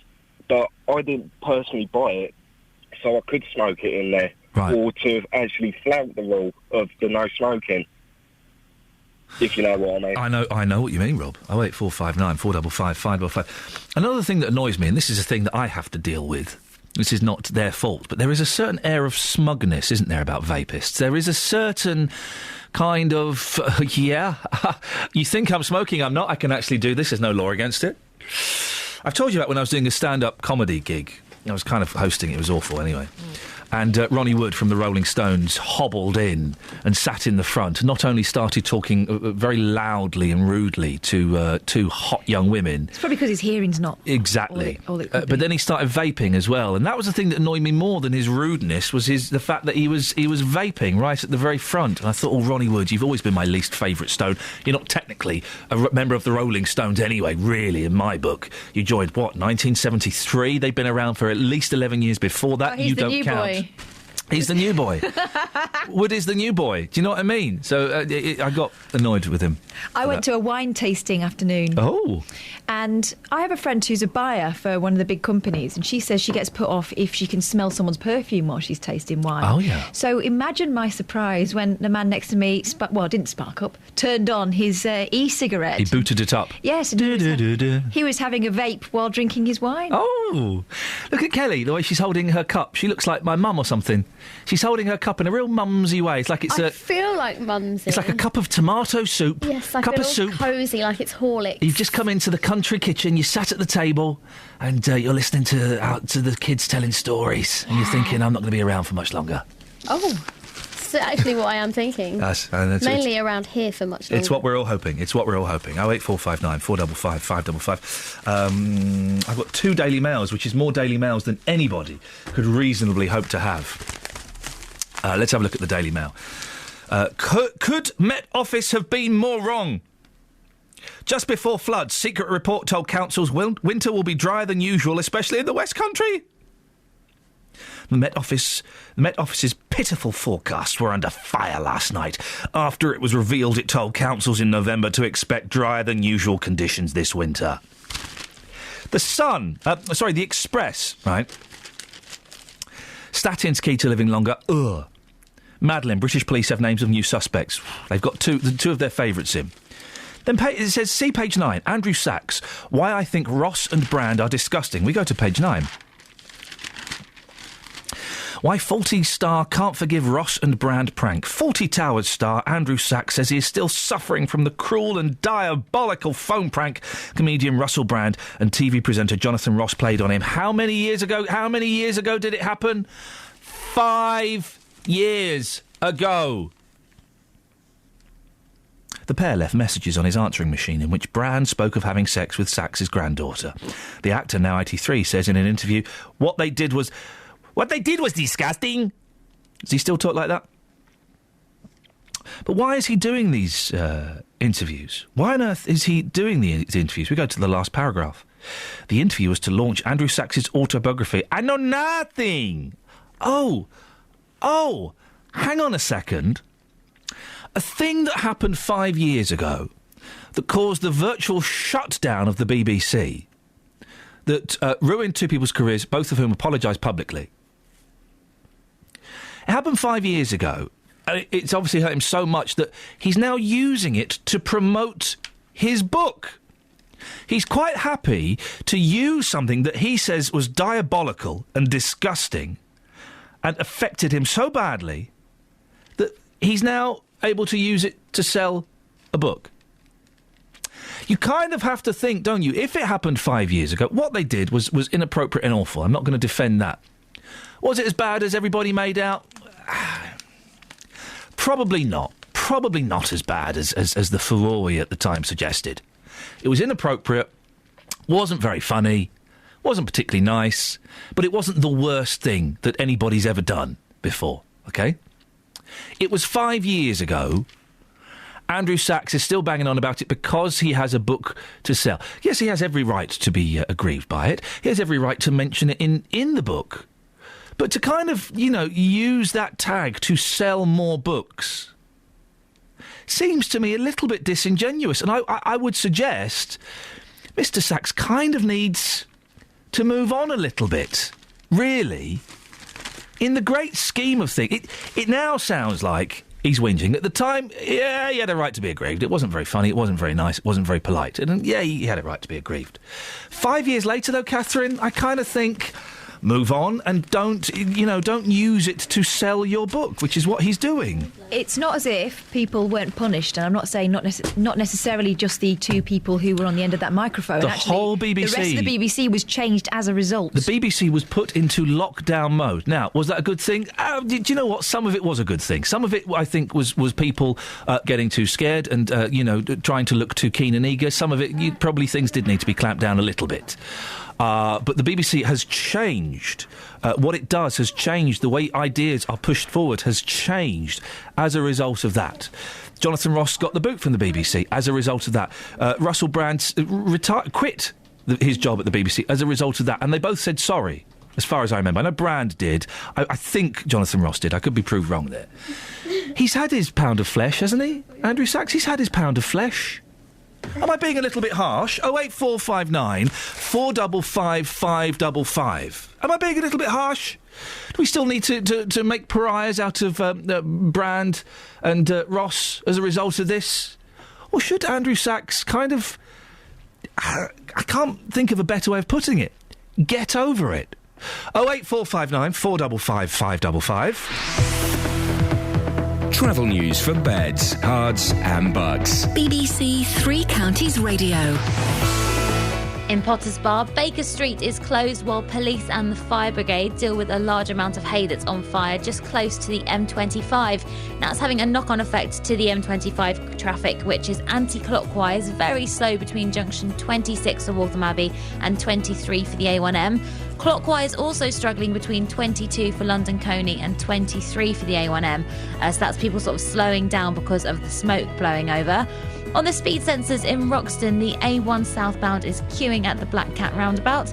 Public transport has no reported problems. I'm Alice Glossop, BBC Three Counties Radio. Thank you very much, Alice. She's good, Alice, isn't she? I like Alice. She's good. We'll keep her. Alice, you've passed the audition. Well done. Congratulations. 7:46. It's Friday, the 21st of February. I'm Iain Lee. These are your headlines on BBC Three Counties Radio. Security forces have been ordered back to their bases in Ukraine in an attempt to stop the violence in the capital. A school in Buckinghamshire has written to parents warning against pupils using or selling e-cigarettes. And in football, Luton will go into tomorrow's conference game at Nuneaton with no fresh injury problems. Get in there. Come on, you hurt! Is that what we say, Catherine? Is that the phrase? Is it Watford? It's come on, you Horns. It's Luton. Come on, you Hatters. Don't mistake those two. OK, so the Horns are Watford. Yes. The Hatters are... Luton Town. Luton Town. So what would I shout to cheer Luton Town on? Come on, you Hatters. Oh. That's what I'd shout, isn't it? That's what I'd shout. This is what you'd shout. Beds, Hearts and Bucks weather. BBC Three Counties Radio. Hello, Good morning. It's a rather chilly start to the day, so watch out for that. I think you want to wrap up warmly, not only through the morning but into the afternoon. When we will see that breeze pick up as well. It's a fairly brisk southwesterly, but otherwise it's a pretty nice day actually. Lots of sunshine around and it will stay dry through the morning, if not into the afternoon. But into the afternoon we do run the risk of seeing a few showers, particularly coming into western areas of Buckinghamshire, so watch out for those. Top temperatures today up to 7 or 8 degrees, possibly 9. That's 48 in Fahrenheit. It will feel slightly nicer, I think, in the sheltered spots, away from that wind, and the sunshine pretty nice for much of the day. As we head through into this evening and overnight, again a few showers around at times, temperatures generally down to 2 or 3 degrees again. Saturday, the better looking day of the weekend, we'll see some sunny spells around. It's going to feel quite windy again. It should be dry on Saturday, perhaps a few spits and spots of rain on Sunday, turning very windy indeed, and really quite mild as well. Top temperatures of 11 or 12 degrees by the time we get to Sunday, but as I said, it's not going to feel that nice with the strong gusts of wind, perhaps gusting up to 40 miles an hour. That's the forecast here. Thank you, Elizabeth. Every weekday morning. The shop didn't want to give me them back, so I went to the shop, paid them a fee to get my cylinders back. The JVS show fights for your rights and tackles your consumer problems. I went to speak to this company and I asked them what had happened. It took me absolutely ages to get through to anyone. If you need our help, email jvsshow@bbc.co.uk. After our last discussion about my cylinders, the governing body showed up at my house on the following day. And we could do the same for you. Thanks, Denise, and for the company for getting her cooker back up and running. Here's your horn. The JVS show, weekday mornings from 9 on BBC Three Counties Radio. 08459 455 555 is the phone number. We're talking e-cigarettes. A school has sent letters out warning pupils and parents not to bring e-cigarettes into the school premises. Well, is it time that we cracked down? We were a little bit firmer on these e-cigarettes. We don't know if there are any risks. And even if the risks are smaller when it's compared to proper smoking, do we need to be a little bit firmer with where they're allowed to be used? Emma's in Hemel. Morning, Emma. Morning. What do you think about this? Well, I'm an HR manager and we've got a smoking policy or anti-smoking policy work for normal cigarettes, but the questions come up about people smoking e-cigarettes in the workplace. Yes. So we're just kind of in the process of putting together an amendment to normal smoking policy to include those. So are there people who will sit at their desks and start vaping? Yep. And it's really, well, for me personally, not necessarily the HR manager, but for me it's a distraction because you're just not used to seeing smoke in the workplace. It's a bit of a concern, and it's just we're going to sort of put the position as we don't know, although it's not illegal, because from my research, the definition is that it's not actually lit, it's electronic, and it's not. Is it being a bit harsh, Emma? Because it's not actually smoke, is it? It's water vapour. And if it's just distracting to you, some could argue, well, that's your problem and you need to get over it. No, it's not. I mean, I gave my personal view then, but, I've got feedback from many other people that, should he be smoking that in the workplace? And we're going to say no. The decision has been made to say no, we're not going to accept some sort of shisha cigarettes or e-cigarettes on the basis that we don't know what the effects on other people are, what the sort of passive smoking or steaming or whatever it is effects are on others, and it is a distraction. What's the reaction been from the vapists themselves? We haven't put the policy out yet, but it is a minority. There are very few people who do smoke them, but there has been enough feedback do something about it. Emma, we're going to let you go because the line's not brilliant, but thank you very much, Emma in Hemel. If you're a vapist, and I've made up a word today, it's a good day when you make up a word. That's a successful day for me, and I've made up a word, vapists. If you're a vapist and you smoke, you vape at work, how would you feel if they introduced a policy that said you can't? 08459 455 555. Sinkholes. The sinkhole that caused 17 homes to be evacuated in Hemel Hempstead is to be filled in with concrete today. The hole appeared at Oak Ridge Gardens last Saturday morning. Geotechnical probing is to start on the estate tomorrow or today to check for further potential holes. But Justin Dealey technical probing is taking place right now, isn't it, Just? Absolutely, and work has started this morning to fill this huge hole here. The area hasn't really changed since last weekend. It's still all fenced off here. A number of people evacuated. They've been living in hotels. Some people have returned to their homes, Ian, but sadly they haven't got any gas. So for them, the situation's pretty dire. I've been talking to Donna Halsey, who's a local resident here, and here's what happened. Well, Donna, we're standing outside your property. Our listeners can probably hear the noise in the background. It's like a building site here. What's it been like living here since last weekend? Hectic, noisy, crazy, cold. It's not been too bad with the workmen and stuff, you know, they're courteous, they're pleasant, they're polite, you know, but it's hard, especially with kids. You know, I've got 4 kids, so... You've got 4 children? Yeah, I have, yeah. How old are your children? 16, 13, 7 and 6. You say it's cold, I presume you've got no gas then? No gas at all. We've had no gas since Saturday when it was turned off, and it's not likely to be put on for another week or so. You look freezing. Yeah, I am. how on earth are you coping, and how are your children coping? My youngest is struggling badly. He's got behaviour problems, so he's struggling with the fact that, you know, he can't do much, can't go nowhere, can't have people around, etc. But the older two, they're not so bothered. They think it's quite exciting. When are you likely to get your heating back? About another week. So at the minute I'm using electric heaters, and I'm heating my hot water through the immersion tank. So that's going to be sky-high electricity, no doubt. We're looking around the estate here. It's all cordoned off. The sinkhole itself is just a matter of yards away from your property. You're one of the only people still living here, aren't you? Yes. Yep. That's purely because they would quite gladly pay for hotels and stuff for us to stay in, but it's food. I'd have to pay up front for 3 meals a day for myself and my 4 children, and they would then pay me back afterwards. I don't have that kind of money up front to start with, so it's a case of having to make do, really. And just lastly, any ideas on when this whole situation is going to be sorted out and everyone here can go back to normal? What are you being told? Nothing. Pretty much nothing. There's a couple of people that are still here. A couple of families have literally only had the opportunity to grab their stuff a couple of days ago and literally leave. One of my friends has been told she can't come back to her property for at least another 6 months. 6 months? Yes, 6 months. Yeah. So she's got 3 children herself. So and her husband. So they're in a hotel at the moment, and they're trying to find temporary accommodation in another house for them somewhere. It's a terribly upsetting time for everyone, isn't it? Absolutely, yeah, absolutely. I mean, I'm lucky enough to be able to still be here, but you know, other people aren't so lucky. Well, that was Justin speaking to a resident. Listening to that is Dr. Clive Edmonds. He's a sinkhole expert, and he joins me live from our radio car in Outridge Gardens. Morning, Clive. Good morning. Clive, how long will it take to fill this sinkhole, do you think? Well, we're about to start some investigation work, and once we start looking at the results of that, we'll have a better idea of the scale of the problem. But it's not unusual for these sorts of situations to result in perhaps several months of work. And is it a case of just pouring in concrete? Well, does that do the job, or is there more to it?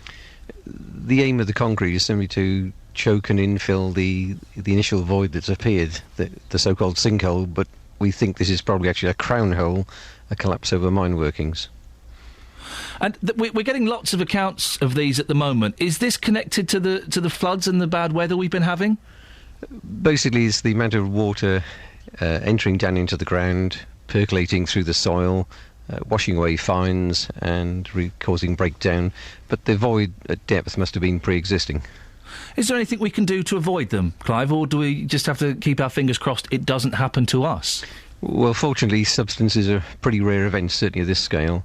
So there is a fingers crossed element, but there is equal potential loss across many areas of southern and eastern England. Because we had one just recently in Beds, Herts and Bucks. It happened on someone's driveway, and their car fell 30 feet down a sinkhole. And the car had to be, well, it was left down there. They couldn't get it out. Yeah, it's quite an interesting case, that one.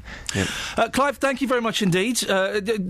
Justin, can I have a quick word with you, Justin, if you're still there? What's the general atmosphere like there? I guess people, the novelty must have worn off and people must be, pretty peeved. Yeah, I mean, I think, speaking to parents here, I suppose in terms of the timing of it, half-term has probably helped them to a certain degree, but people just want to be back into their homes. And, of course, not knowing this hole's going to be filled in today, that's fine. There's a residents' meeting on Monday, but of course people don't know when they can move back to their homes. We've heard reports from some residents of up to 6 months. We have got another expert to come before 9, but the general feeling is people just want answers now. It's been going on for a week or so. The novelty has definitely worn off for pretty much everyone here, however exciting it may be for their children with all the television cameras. They just want answers. When can they get back into their homes? And also, if it happened I'm thinking if it happened in my street, if it happened in your street, you would be pretty worried it would happen again.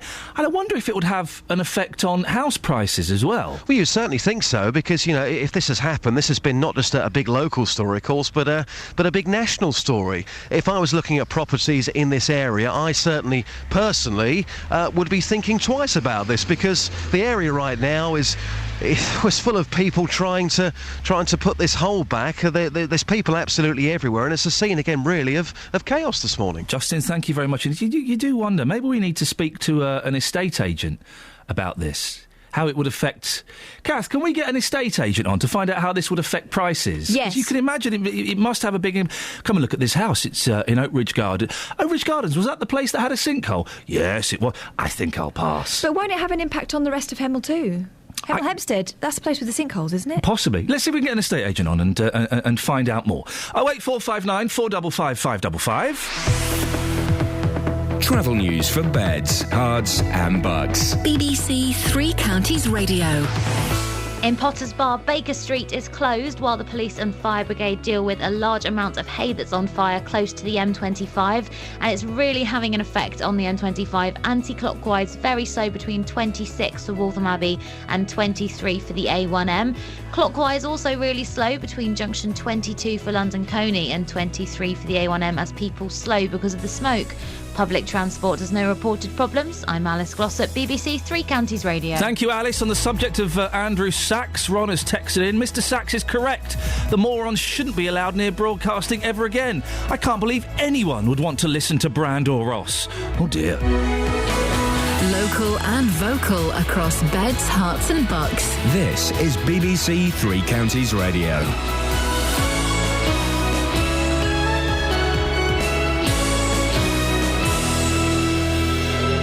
It's 8 o'clock. I'm Jane Killick. The headlines: Buckinghamshire school warns of pupils bringing in e-cigarettes, a deal to end violence in Ukraine, and the Hemel sinkhole gets filled with concrete today. BBC Three Counties Radio. Parents are being told the police will be brought in if children are caught using or selling e-cigarettes in one school in Buckinghamshire. A report in the Bucks Free Press says a letter sent by Beaconsfield School insists it's not a big problem, but some pupils have been bringing in e-cigarettes and shisha pens. Valentine Mulholland of the National Union of Head Teachers says it's not just Beaconsfield. So we're seeing reports that they are bringing them into playgrounds. And I think in this particular case, there's also been evidence of them being sold within the school. And I think that's the element which is also worrying. The president of Ukraine, Viktor Yanukovych, has announced a deal that has been reached at talks to settle the crisis in the country. Negotiations have been going on through the night, involving European foreign ministers and government and opposition leaders in Ukraine. Yesterday, dozens of people were killed and hundreds injured in the worst violence in the country since gaining independence more than 20 years ago. The much-trumpeted new electric buses in Milton Keynes have turned out to have problems in the rain. A box of electronics on the buses, which charges up wirelessly at the end of the route, couldn't take the amount of water being thrown up by the wheels in heavy rain.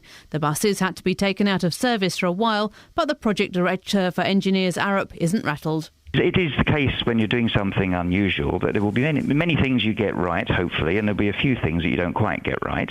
And in the early stages of something which is rather unusual like this, it's to be expected we'll have some teething problems. And, of course, we have lined up a backup fleet of buses for just such an occasion. Environmental and planning experts say some of the damage from the recent floods could have been prevented if water management had been better. In an open letter, they urged the Prime Minister to adopt a clear strategy for future flood prevention. Concrete is being poured into the sinkhole in Hemel Hempstead today. It's hoped it will stabilise the ground, where the 35 feet wide and 20 feet deep hole opened up on Saturday. Donna Halsey has moved back into her house, even though there's no gas to heat the property. They would quite gladly pay for hotels and stuff for us to stay in, but it's food. I'd have to pay up front for 3 meals a day for myself and my 4 children, and they would then pay me back afterwards. I don't have that kind of money up front to start with, so it's a case of having to make do, really. In sport, Great Britain will make the Sochi Games the most successful Winter Olympics in their history if they can win 2 more medals today. Team GB already have 3 medals, and the male curlers are guaranteed at least a silver in today's final against Canada. Short track skaters Elise Christie and John Ely also have medal chances. The weather starting off breezy with sunny spells, showers this afternoon and a high of 9 Celsius. And get the latest news and sport online at bbc.co.uk/3 counties. I've just realised how we make the Winter Olympics even better. Even better. Better. Apart from curling, it's been dead boring, hasn't it? What they need to do is proper sports, but on ice. Imagine tennis on ice. Imagine tennis on ice. Wouldn't that be awesome? Yeah. Football on ice. With ice skates. You got it, baby. Hockey on ice. That's ice hockey. That exists. The 100-metre hurdles on ice. The 100-metre what? Hurdles. It'll be like a less wet total wipeout. What other sports they do in the Olympics? On ice. Quick, get on the phone to Sochi. I'm not going to repeat what you just said, Catherine. I'm glad that was said off air. It was a very poor attempt at what she would like to call a joke. Lots coming up on the last hour of the show this morning. Let me sum it up in a very quick, easy way. E-cigs, e-buses, and ease off to look at sinkholes. Across beds, hearts and bucks. This is BBC Three Counties Radio. 08459 455 555 is the telephone number. A couple of things. Let me just play catch up a bit. We were talking about Andrew Sachs is banging on about Russell Brand and Jonathan Ross again 5 years after it happened. And he's banging on about it because he's got a book out. So he says it was disgusting, diabolical. He can't forgive Ross and Brand, yet when there's money to be made out of it, he's happy to come out and start talking about it. This was in the Express, and Linda has texted in, Ian, the Daily Mail are not big fans of Brand and Ross. Well, it was in the Express, but yes, neither are they. So it's possible they've used a small part of an interview with Mr Sachs for their own ends, i.e. to have a go at 2 lefty lovey types, Linda and Shefford.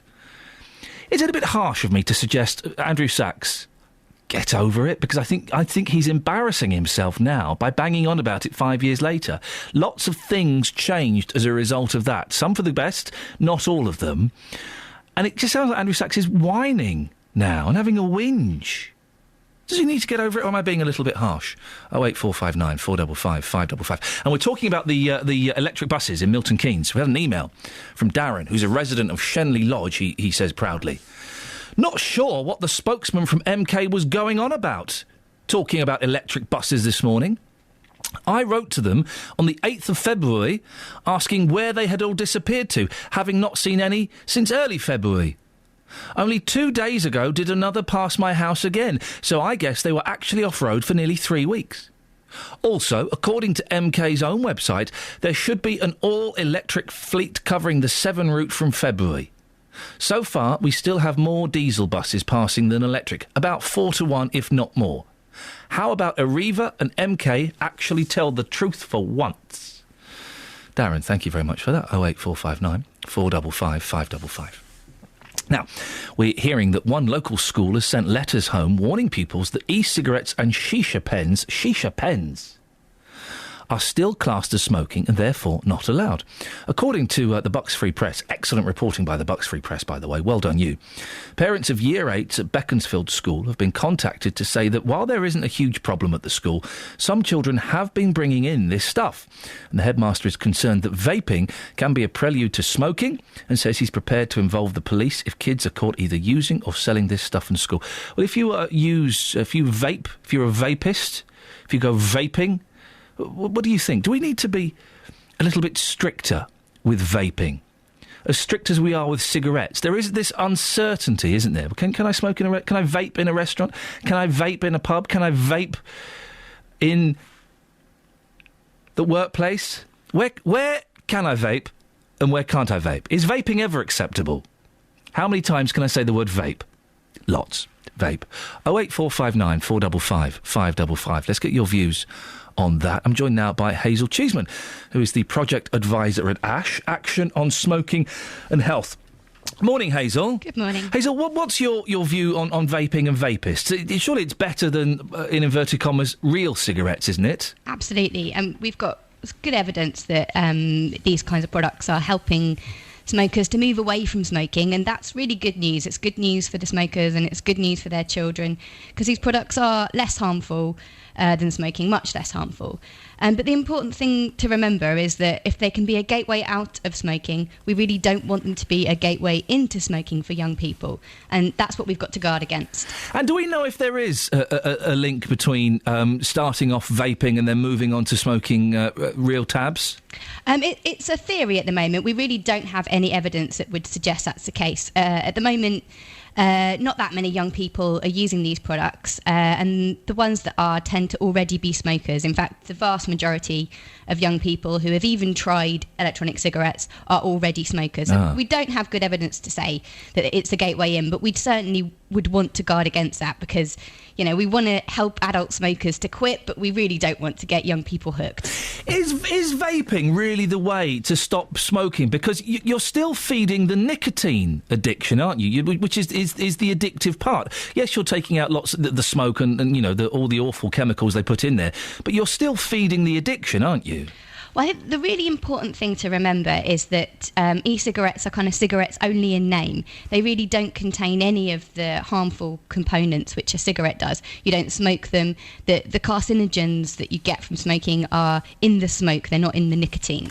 So, nicotine is an addictive substance, and, we should take that seriously. But also, nicotine is often part of the solution for smokers when they're quitting smoking. We've long used nicotine replacement therapy to help people move away from smoking. And if you're highly addicted, then, switching your habit to to a product which is less addictive than cigarettes because of the chemical structure of these products, and doesn't contain the harmful components, is very positive. And it's positive for you, and it's also positive for your family and people around you, because you're not exposing them to those secondhand smoke, to secondhand harm.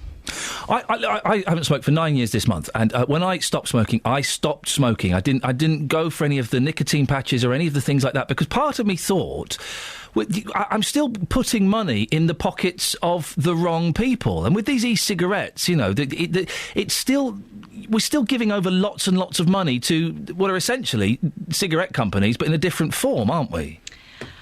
Well, that's an interesting point. I mean, I think there are many people who want to give up their addiction. Just stop, Hazel. They should just stop. But, it's really very hard for people. If you've smoked for a long time, there are lots of people, many people try to quit lots of times and find it very hard. I don't know how many times you tried to quit. Oh, it took a long time, yeah. Yeah, it took a while, me too. And, it's not very easy for many people. And you think how many people smoke for a lifetime and then die from that habit. How much better to switch to a product which isn't going to have the same health consequences. So were you a smoker, Hazel? I was, yes, a long time ago. When did you stop, and how did you stop? I stopped when I started working for ASH some time ago. Wow. Was that one of the prerequisites? You went in and they said... It wasn't at all. It wasn't a prerequisite. It was a happy coincidence. Well, Hazel, listen, well done you. Thank you very much indeed. And, of course, it's hard stopping smoking. It's terribly difficult. I don't buy into this... Hazel Cheeseman there from Ash. I don't buy into this using alternatives, though. The patch... All the patches did. I used to wear the patches at night time, and they gave me mental dreams. It was like night nurse. Really just insane. I had a night nurse dream the other night. Oh, my goodness gracious me. Awful. Anyway, I don't buy into this kind of replacement therapy. If you're going to stop... Stop! I think the secret, having been close to people who've stopped in the past, is to not think of it as giving up. There's nothing to give up and everything to gain. You're going to stop doing something that you don't want to do anymore. No, you are stopping doing it. 08459 455 555. Can I make a plea, please? Please. I'm trying to get hold of estate agents, and while they'll all say to me on the phone that, of course, sinkholes would have a reflection in the number of people interested in buying houses and house prices, none of them want to come on They're air. scared to come on the air. So if you are that estate agent, how would you counteract it? If you're an estate agent, what would you do? What flowery language would you use to make the fact there had been a sinkhole a selling point as opposed to a non-selling point? Or do you think that this is something that will pass? Once people stop thinking about sinkholes, once a couple of months' time, it won't be a problem anymore. OK, 08459 455 555. It's very rarely I say this, but estate agents, call me now. Call me now.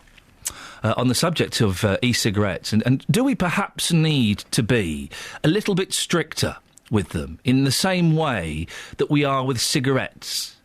Do you really want to see people vaping? I hate that word. Do you really want to see people vaping in restaurants and in pubs, things like that? 08459 455 555. Gail's in Toddington. Gail, do we need to be stricter with vapists?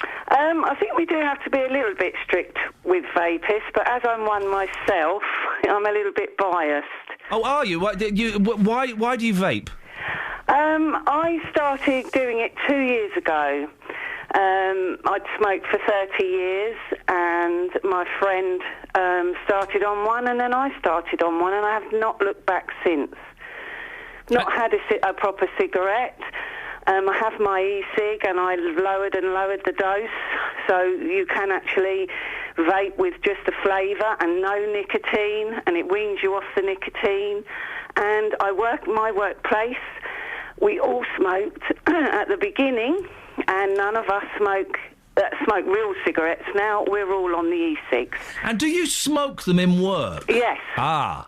I do. My boss doesn't have a problem with us. Right. We're not constantly puffing on them, but we do have a little puff every now and again, and it's quite a happy, nice place. We're all on them. There's none of this standing outside anymore, where they all used to congregate. Do you know what? That's actually a good point. I suppose that bosses might actually prefer this because you're not nipping out every couple of hours to have a fag outside. Exactly. You're being more productive. Yes, and we're happy, which is a bonus. And I've not smoked cigarettes for 2 years. January just gone.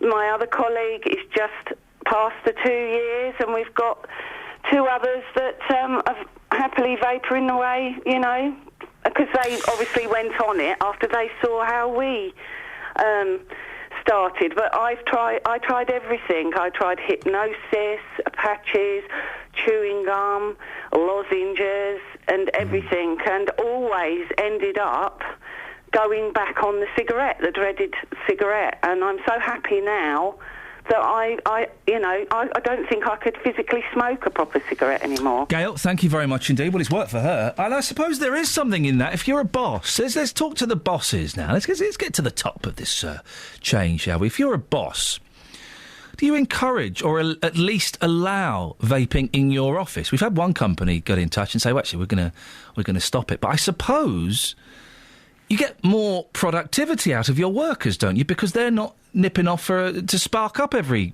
hour or so. 08459 455 555, BBC Three Counties Radio. Let's get the travel with Alice. Travel news for beds, cards and bugs. BBC Three Counties Radio. The M25 anti-clockwise very slow this morning from before junction 26 for Waltham Abbey up to 23 for the A1M. Also clockwise very slow between 22 for London Coney and 23 for the A1M. That's because in Potter's Bar, their Baker Street is closed because a large amount of hay is on fire just close to the M25 and it's blowing smoke across the carriageway. On the speed sensors in Watford, Exchange Road looking heavy around Upton Road. Public transport has no reported problems. I'm Alice Glossop, BBC Three Counties Radio. Thank you, Alice. 8:16, Friday the 21st of February. I'm Iain Lee. These are your headlines in BBC Three Counties Radio.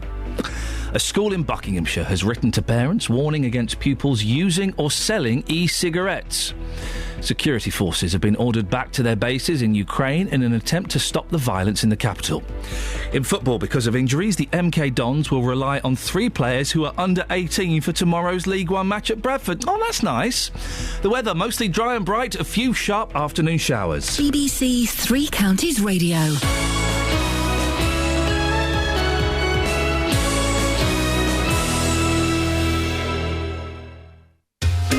Every Saturday from midday, it's all about the food. It's like a disc on your tongue there. It's fantastic.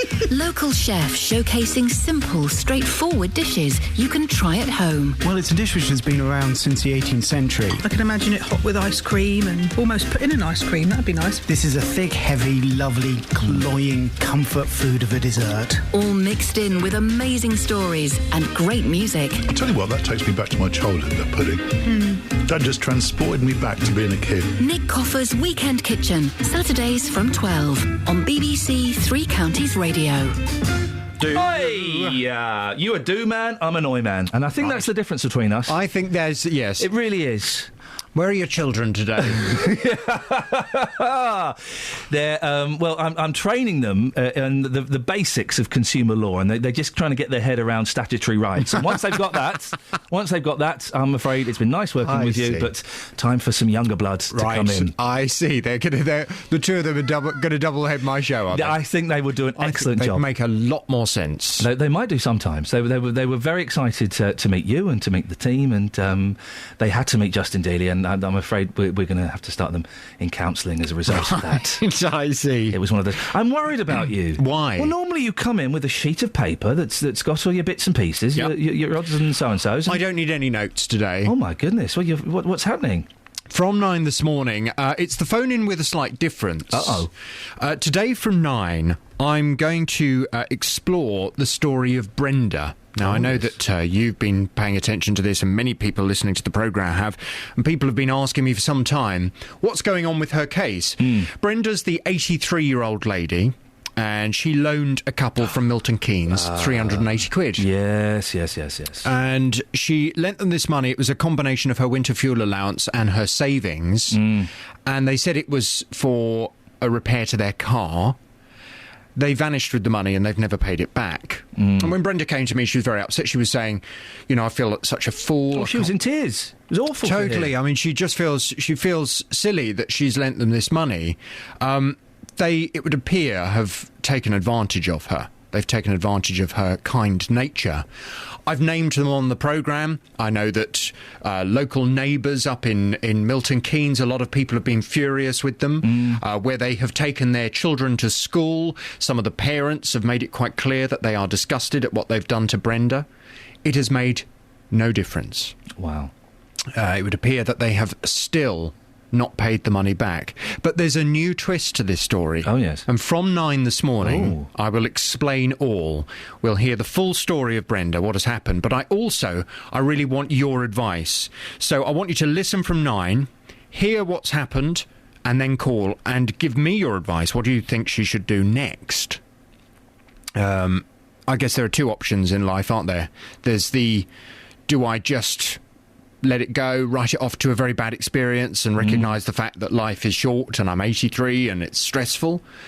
Or do you think that Brenda should take things further? I want your advice from 9. Well, do you know what? When I go up to the office, I won't switch over to Heart this morning. I will. You're very, very kind. I'm going to make a point of listening to Thanks a lot. Sounds good. You normally like the back-to-back classics, don't you? I love 9 at 9. It's just wonderful. Jonathan, thank you very much. I should be listening to that. Have you got anything planned for this weekend? Anything nice? Yes, lots of socialising this weekend. Your eyes lit up then? Yes. Is booze going to be involved? Of course. And I'm having a new dishwasher delivered today. But I'm slightly concerned it's 2 millimetres too wide for the hole. You should have measured it before. I did. But when I took it out and unplumbed it and measured the back of it, it's not quite so wide at the back. Oh dear. Well, this actually turns into a saga. I was thinking on Sunday, Catherine and her children and me and my children were going to go and see Andy from CBeebies doing a show in Dunstable, and I've got a spare ticket if you want to come along. Oh gosh. What a kind offer. You fancy that Sunday afternoon, 2:30, Dunstable? You want to come along with us? I tell you what, I'll have a little think about it. Yep. So I'll speak to you after. You go and sort your show. Don't put me under pressure. I mean, of course, I'd love to spend a Sunday afternoon with a whole load of children. Okay, I'd love that. So that's a yes. We'll see you then. Yeah, brilliant. Thank you very much indeed. God. Call 08459 455 555. BBC Three Counties Radio. 08459 455 555. Do listen to Jonathan this morning at 9 o'clock. It sounds like it's going to be an incredible first hour. Such a heartbreaking story.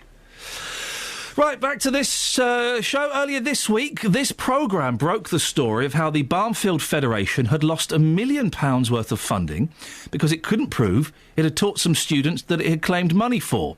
The government report, which was shown to BBC Three Counties political reporter Paul Scoynes, shows a breakdown in governance and leadership at the Federation, which runs a number of schools and academies in Bedfordshire. There's also been criticism from the local MP and unions about the way the government has allowed this to be managed. Well, Dave Mingay is from the National Union of Teachers in Luton. Morning, Dave. Good morning. Dave, the report shows a very chaotic structure of the organisation. Is this unique in academies? It seems to be a growing problem in academy chains. We've had the Barnfield saga. Obviously, hats off to Paul Scoynes for exposing this. And it seems to be happening in a lot of other places as well. Michael Gove seems to have created these structures, these new chains, these new basically businesses that are running the schools. And it doesn't seem to be any accountability behind them. And there seems to be a lot of question marks for things that are happening in them. You've been calling for schools to return to local control, haven't you? Why? Because with a local authority, that there's democracy behind it, there's accountability behind it. If your school is managed, and I don't like the word control because local authorities don't control schools; they oversee schools. There's a very different relationship, and the term local authority control has basically been concocted up by the government to push forward the academies programme. But with public money, with local authority schools, their accounts are then audited by the local authority. They're audited by someone who's separate to the school, someone who doesn't have that very close relationship with the school. And it's not really in their interest to, say, fiddle figures, but it's in their interest to be impartial. Whereas we're having with academy chains, they do their own audits, they do their own accounts. They might get an accountant to audit their books, and that person only then reports back to the academy chains. It's very much a closed relationship, whereas with a local authority, it's more so open to public scrutiny. Michael Gove does say that problems have been more easily identified within academies and more swiftly dealt with in both academies and free schools rather than in council-run schools. But with council-run schools, no guarantee it's going to be a good school, is there? There are still rubbish council-run schools. There are good schools, there are local authorities, there are outstanding schools in the local authority, there are outstanding academies, there are academies that are failing Ofsted as well. It's no panacea being an academy, it's no panacea being a local authority school, but what we're talking about is structures. And actually, if Michael Gove says that these problems are being identified, then why is it we're reliant on whistleblowers all the time? These problems seem to be sort of hush-hushed from the top, and reports seem to be continually sat on and hidden away and tucked away. These things don't seem to come out into the open until we get people exposing them. What would you like to see happen at Barnfield, Dave? I believe the Barnfield Academy chain should be broken up. I believe the schools should return to their respective local authorities, be it Luton, Central Bedfordshire, and I believe all schools should return to local authorities. Dave, thank you very much indeed. That's Dave Mingay, who we speak to from time to time, National Union of Teachers in Luton, 08459 455 555. Across beds, hearts and bucks. This is Iain Lee. BBC Three Counties Radio. That's what I'm talking about. That's what I'm talking about. We can look at the sun. We didn't look at the sun, guys. Is this the sickest practical joke that's been played on someone at work? You won't remember this, Kelly Betts, because you don't really pay attention to the news unless it's John Craven's News Round. Who? There was a gentleman was shot recently. The Wolf of Shenfield. He's a banker or some such thing. He's Robin Clark, 44, was blasted in the leg with a shotgun at point-blank range at an Essex railway station. No one's quite sure why. People think it may be because of his trading, his deals, the way he's treated people in the past. We don't know. But he went back to work for the first time after being shot. And his friends played the hilarious practical joke of standing behind him wearing balaclavas. Now, Catherine's face. Now, I can't work out if that's the crassest, most inappropriate, nastiest thing you can do, or just some classic bants. It depends how the guy who was shot is reacting about the whole I imagine being event. shot's not very pleasant. But he might be joking about it himself. Yeah, exactly. Well, let's say that the hooded prankster creeps up on the Wolf of Shenfield. Oh, here we go. He takes it a stage further.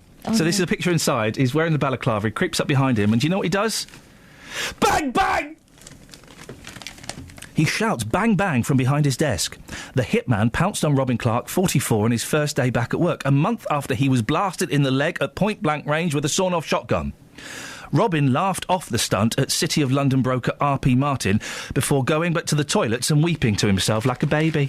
I made that last bit up, but probably... It's that classic macho bants. It kind of is that classic. Sometimes can disguise, I know, bullying. It is that thing. I can't quite... When I first saw this, I laughed.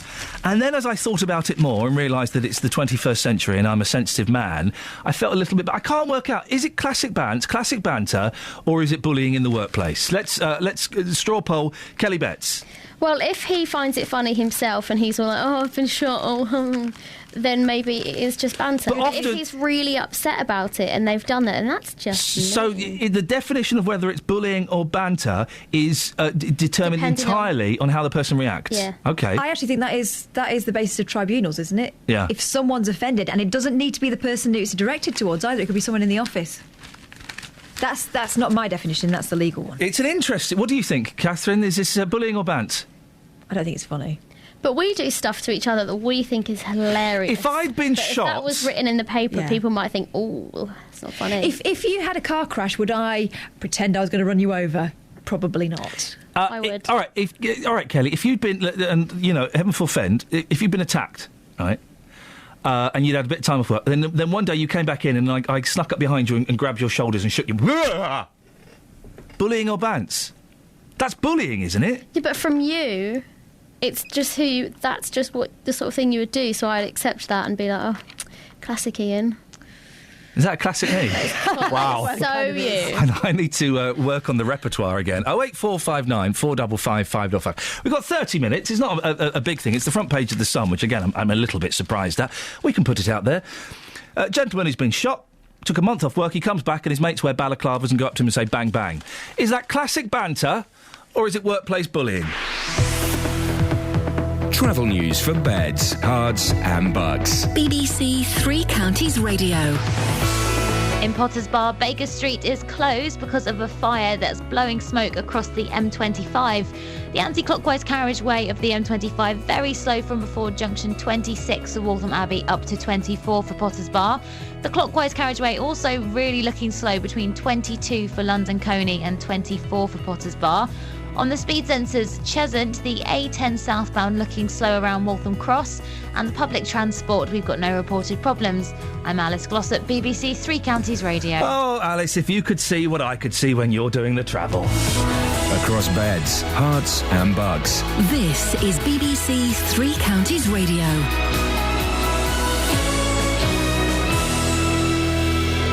It's 8:30. I'm Jane Killick. Parents are being told the police will be brought in if children are caught using or selling e-cigarettes in one school in Buckinghamshire. A report in the Bucks Free Press says a letter sent by Beaconsfield School insists it's not a big problem, but some pupils have been bringing in e-cigarettes and shisha pens. The president of Ukraine, Viktor Yanukovych, has announced that a deal has been reached at talks to settle the crisis in the country. Negotiations have been going on through the night, involving European foreign ministers and government and opposition leaders in Ukraine. Concrete is being poured into the sinkhole in Hemel Hempstead today. It's hoped it will stabilise the ground where the 35 feet wide and 20 feet deep hole opened up on Saturday. The weather dry and breezy this morning, some showers this afternoon and a high of 9 Celsius. On to sport, and in football, MK Dons will be without the injured Samir Carruthers for tomorrow's League One match at Bradford.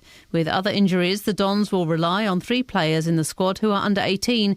Manager Carl Robinson has been trying to bring in players on loan, but hasn't had any success. I've been very frustrated over the past 2 months with the transfer window and the loan market. I made a call to 1 or 2 Premier League managers yesterday, and I just sort of put the word out there, what I'm looking for and the type of player we're looking for, and we've seen 1 or 2. It's whether one might be going to a Championship club that we wanted today, and I can't compete financially with that. It's just where I'm at, unfortunately. The Wycombe Wanderers manager, Gareth Ainsworth, says he's met former Chairboy boss John Gorman this week for a chat. Wycombe lie just 2 points above the League 2 relegation zone. Luton will go into tomorrow's conference game at Nuneaton with no fresh injury problems. The Hatters are looking to extend their unbeaten run to 23 in the league. Assistant manager Terry Harris says promotion still isn't being discussed at the club, but understands why the fans are getting excited. They are, and quite rightly so. When you go on a sort of 22-game run, and we're in the position that we are, and you look at the league table. But we've been in the game. John, myself, and Hakan have been in the game long enough now to know that it's not always rosy in the garden, and you have to sort of point these things out to players. And I said, just one game at a time. BBC Three Counties News and Sport. The next bulletin is at 9. Across beds, hearts and bucks. This is Iain Lee. BBC Three Counties Radio. Get some headphones on that monkey over there. I want to speak to that monkey. Because Justin's kind of... We've had the feminine approach to this, but Justin, front page of The Sun, we were talking about this earlier on. Hi. Catherine, are you finding that... he's leaning over Catherine Ball to get to the microphone. I'm just showing where my hands are, so there's no tribunal afterwards. Right. Oh, not again. We're done. Now, the front page of The Sun, it's this Wolf of Shenfield. He's the banker or trader. He was shot in the leg with a shotgun. Yep. Just gone back to work after a month off. And his mates are playing a trick on him. They're wearing balaclavas. They sneak up behind him and go bang, bang. Yep. Now, is that classic bants? Absolutely. 100%. It's not workplace bullying? No, I'll tell you why. Because A, he survived, and B, at the end of the day... what's that? He's a banker, so he wants people to deal with him, OK? Now, he is on the front page of Britain's best-selling newspaper. He's become pretty much famous overnight. So that, for me, would suggest to him that he wants that sort of publicity. All publicity is good publicity. That is classic bants. It could have backfired, though. Do you remember what happened when I jumped out of that cupboard at you? Yeah. And he punched me in the face. But you didn't shoot me. You did. That's absolutely... This fella's going to end up on Big Brother or something, isn't he? Absolutely fantastic publicity. He's survived. His friends are there. I think he would take that as good banter. And to be on the front page of The Sun as a banker, that's good news for him. Excellent stuff, Justin. Thank you. I thought we'd get a slightly different opinion from Jay Dizzle. Glenn's in Leighton Buzzard. What do you reckon, Glenn? I think it's banter. Is it just a bit of classic bants? Yeah. You don't think... sort of thing. It's the sort of thing that me and my mates used to do back in the 80s because we had no mobile phones and tablets, so we used to make our own fun up. And on this particular evening, after a session of beer, me and my one mate, we hid behind the wall of the pub, and then when our other mate was going to come past, we were going to jump him, dead leg him, dead arm him. Oh, yeah. Anyway, well, we did, then ran back in the pub, but my mate was still in there.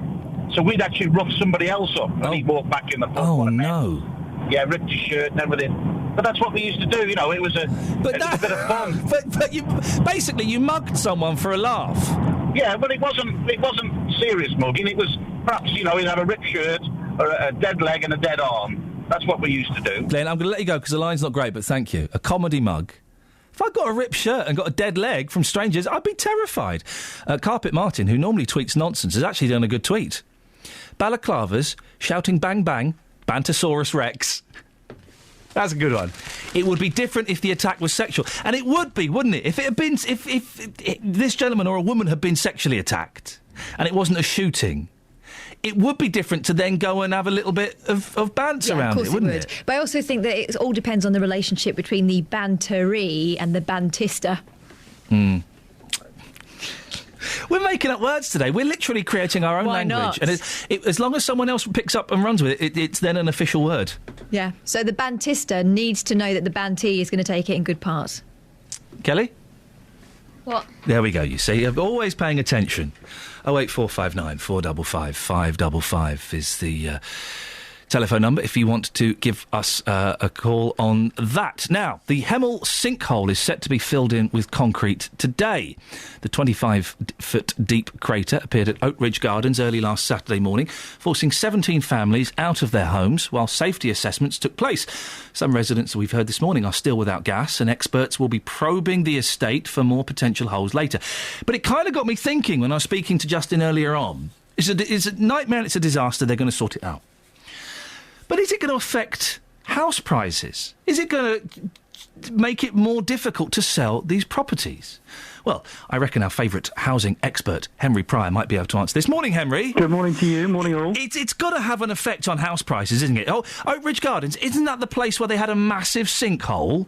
I suspect that it is going to have more than a passing impact on house values around that particular street and in that area. But I think it's important to retain a little perspective. Here in the southeast, and particularly in our three counties country, we are particularly susceptible to sinkholes because they tend to appear for geological reasons where there is limestone and chalk. And of course, the Chilterns, which forms a spine through our region, is predominantly chalk, and it is the result of extra water that we've had through this incredibly damp winter and the impact of that water on the limestone that creates these sinkholes. And if you are looking for a house either to buy particularly, but also if you're looking to rent one, clearly you want to be particularly careful about what may or may not be under your house.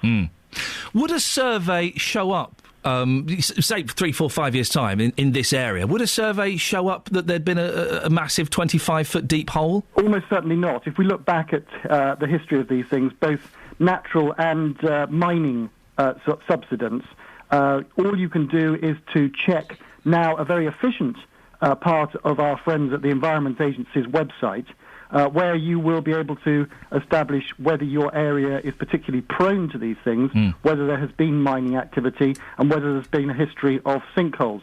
But no, a traditional structural survey, which few people sadly undertake when they buy a house, and certainly the Building Society or mortgage valuation stroke survey that most people have when they buy a house, is never going to uncover this. So it's very, very important that people do their own due diligence and check these things out, because as we've seen, it can have a dramatic impact. It does amaze me, Henry, that when you're spending the biggest amount of money you're probably ever going to spend in your life, you hold off spending a couple of £100 on getting a decent survey done. Well, as inevitably, technology these days does help us considerably when we're looking to buy a house or indeed to rent one. And there's a very good part of the BBC's Your Money on Your Home website section, which will give you all these little apps. I have to declare an interest. I wrote it, but it's on the BBC website. I see. Suddenly. It's on the BBC website, so I think we can be... I hope I can be excused a little plug for the Beeb. Yes, of course. There it is. You'll find little apps that will help you to look at the background, look at the area, both natural impact in things like flooding, things like sinkholes and mining, but also crime statistics, how often, frequently your bin is emptied, all these sorts of things, because as you rightly say, we spend a phenomenal amount of our money that we've usually saved up on our house. We then go and borrow a whole load more from people, and at the end of the day, that needs to be done as diligently and sensibly as possible. We had a sinkhole, Walters Ash, near High Wycombe, a couple of weeks ago. You may have heard about it, Henry. It was in the driveway of a house. Yeah. The car fell 30 feet, and they had to cover it with concrete. They are never going to sell that house, are they? And I don't think that was built above a mine or anything like that. So that was a genuine sinkhole. Yeah. It happened the same day that a poor gentleman in America, in Florida, where it would appear that almost 50% of Florida is a sinkhole, or at least prone to sinkholes. He woke up in the middle of the night, and in his bedroom, the floor had disappeared. So our friends in High Wycombe, tragic and ghastly though their experience was nothing compared to what was going on in America. He woke up, he had a 50-foot hole below him. His mate yelled out, his mate came to help him. His mate sadly tipped into the hole. Oh, my goodness. And the result, I'm afraid, was very tragic. But yes, these things have a huge impact on houses, on house values. It's important that they are repaired. Obviously, the one in Hemel and the one in High Wycombe will be repaired, but clearly it's going to be some time before memories deal with the impact of that and the ongoing impact on the value of those homes. Henry, I appreciate you coming on at short notice this morning. Always good to talk to you. It's housing expert Henry Pryor. They're never going to sell that house in Walters Ash. They are never going to sell it, are they? I'm sure it will be much more secure than it was in the past and future. Oh, I know, of course. I'm sure it's completely safe now. I'm sure it's safer than it's ever been. But seriously, Catherine, if you're looking for a house, however delightful it might be, would you buy a house that had a car buried under the driveway because a 30-foot hole had appeared there overnight? You wouldn't do it, would you? Even if you had the report say, it's completely safe now, you'd still be thinking, what if the kids are in the back garden one day and... whoosh? I think that's the noise I make. Not kids, sinkholes. Right. I feel sorry for that family because it would be interesting to follow the process and indeed the progress. I'm sure that once all the repairs are done, they're going to need to have certificates, etc., to say that it's absolutely... Certificates. Absolutely safe. Plus, the stories we've done in the last month or so show that you are never safe in your own home. No. What about that poor woman who had a car come through the flipping kitchen window? Yep. What Can't legislate for that. I wish you could hear the face she just pulled then. She literally stuck out at the top of her teeth, sucked in some air, and then twisted her head like that. That was kind of the move, wasn't it? That's what I'd be looking like if I was the builder I had to repair that. I've got to stop you. Richard in Winslow's called in. No doubt he wants to have a go at me about something I haven't actually done. Go ahead, Richard. Thank you very much. Richard. Look here, I've had a call from head office, pronunciation department. Really? Do you not mean the pronunciation department? I knew you'd fall for that. The girl said you'd fall for that. Well, it's not falling for it, it's correcting you.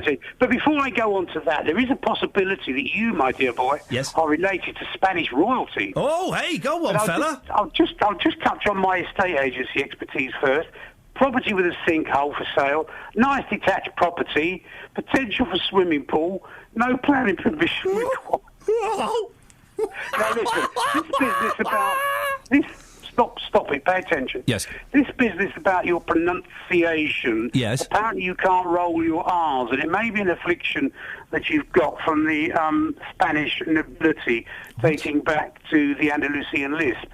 Now they've asked me at the BBC pronunciation unit to get you to repeat after me, fresh Furore in February. Right. Watch my lips.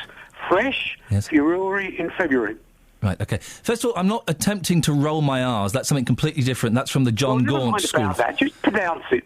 OK. What do you want me to pronounce? Fresh Furore in February. There was a fresh Furore in February that was quite macabre. Sorry? You're doing a Jonathan Ross, which is an imitation of the Andalusian lisp. Have you heard of the Andalusian lisp? I've heard of cutting off Richard and Winslow, which I'm about to do. You're always doing that. Yeah, you're right, actually, I am. 08459 455 555 is the telephone number. What a cheek. What an absolute cheek. Really. I can give you a precise example of the Andalusian accent if you'd like. I mean, only because I have 1 minute to fill before Alice comes and does the travel. They don't pronounce their S's. Right. Mm-hmm. So they say, fui una fiesta con los amigos. Oh... What did you just say? I went to a party with my friends. Is that what you said? Tell us what happened at the party. Oh. Bebimos una cervecita. Y bueno. Yeah. Nada. Stop doing that. Stop doing that. I'm really enjoying your accent. Yeah. What's the accent? It's from Andalusia in Spain. I didn't hear it. Can you do it again? Well, the best example is to say, fui una fiesta con los amigos. Or quiere este o este. That's okay. Do you want this one, or this one? I'll have them all. Oh, man alive! Catherine Boyle! Hot potatoes. You're going to get those really pervy, lecherous, dirty old truck drivers that fancy you. There's probably been an accident on the M1 as a direct result of you. It's amazing there wasn't an accident on that fader. 08459 455 555 is the telephone if you want to give us a call. Last 15 minutes of the show, classic bants. I've got some emails, a couple of emails and texts about classic bants at work. James Becker has sent me... I'll read this out in a second, OK, after the weather. But James has sent me an email that's entitled Banter and Handguns. Wow, stay tuned. Travel news for beds, cards and bugs. BBC Three Counties Radio. In Potters Bar, Baker Street is closed because there's a large fire just close to the M25. It's blowing smoke across the carriageway, so things very slow on the M25 around Junction 24 for Potters Bar. The anti-clockwise carriageway really slow from before Junction 26 for Waltham Abbey, and clockwise really struggling between 22 for London Colney up to Potters Bar. On the speed sensors, Newport Pagnell, Monks Way looking slow going towards Milton Keynes past the M1. Public transport has no reported problems. I'm Alice Glossop, BBC Three Counties Radio. Thank you very much. It's 8:46. It's Friday, the 21st of February. These are your headlines on BBC Three Counties Radio. A school in Buckinghamshire has written to parents warning against pupils using or selling e-cigarettes. The sinkhole in Hemel Hempstead is being filled up with concrete today. In football, Luton will go into tomorrow's conference game at Nuneaton with no fresh injury problems. 08459 455 555. We discuss classic bants after the weather with Elizabeth Rizzini. Beds, Herts and Bucks weather. BBC Three Counties Radio. Hello, very good morning to you. It's a chilly start to the day, but a pretty nice day across the three counties. Lots of sunshine around. It'll stay sunny for much of the day. Some good spells of sunshine. Just watch out for some showers, particularly into this afternoon into western areas of Buckinghamshire. I think eastern areas of Hertfordshire, the most likely to stay dry through the day. But even if we do get some showers here, then there will be some spells of sunshine in between. It'll turn quite breezy into the afternoon. The brisk southwesterly picking up, top temperatures of around 8 degrees, 46 in Fahrenheit. Overnight tonight, more of the same, a few showers dotted around, but otherwise dry, temperatures down to 2 or 3 degrees. Staying quite breezy into tomorrow, turning quite blustery in fact into the afternoon, but Saturday looking mostly dry, some good spells of sunshine. By Sunday it's really very windy and it will be quite cloudy, but find a shelter spot and it will feel very mild indeed. That's the forecast. Thank you very much. World War I at home on the BBC. The number of men who died probably reckoned to be about 135. Revealing untold stories. If we can show at Wadston, if we can be seen to be trying to do something for the war effort, then everybody else should be able to do that. Discovering local memories. I tracked a dead man down a trench. I knew not he was dead. World War I at home. Walking between lessons, today's students at Haileybury College pass by a memorial to the former pupils who fought and died in the First World War. Revealing local stories. And he discovers that it's just gone 11 o'clock on the 11th of November, and in fact the First World War is over. World War I at home. All next week from 8:15 on BBC Three Counties Radio. Right, so got an email here. Where is it? Where have you gone, computer? This is from James, entitled "Banter and Handguns." On the back of this story, it's on the front page of the Sun. The city trader got shot in the leg. Robin Clark, the Wolf of Shenfield.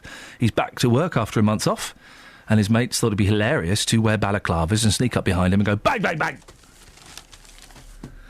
At first I thought it was hilarious, classic bants, and then I'm thinking, well, actually, is it? It's a little bit too soon. Anyway, James emails, Ian, many years ago, my brother and I had some banter with my cousin as he was just finishing work at a ladies' clothing store. Oh my goodness gracious me, this is awful. I've just read this. Sorry, this is awful what's being done here, right? I think this is in South Africa. OK, I think this is happening in South Africa. Oh, hang on a minute. It's taken a dark turn. Well, yes. In terms of the crime rate in South Africa. Many years ago, my brother and I had some banter with my cousin as he was just finishing work at a ladies' clothing store. Now, this isn't banter. We sped up outside the rear of the staff entrance, jumped out of the car with handguns drawn. This was the days in South Africa when everybody had a handgun. Shoved my cousin up against the wall, frisked him, shoved him into the car and sped off. We thought it was hilarious.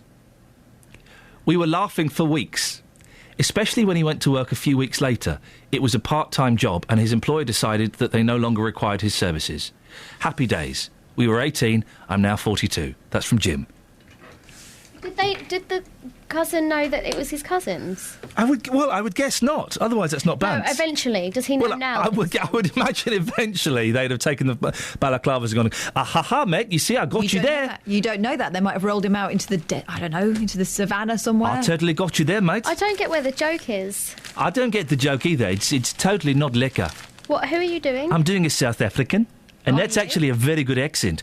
Catherine Boyle is head of accents here. That's not a bad accent, is it? It's not bad at all. Can you say slide? How do they say slide? How do they say slide? Slide.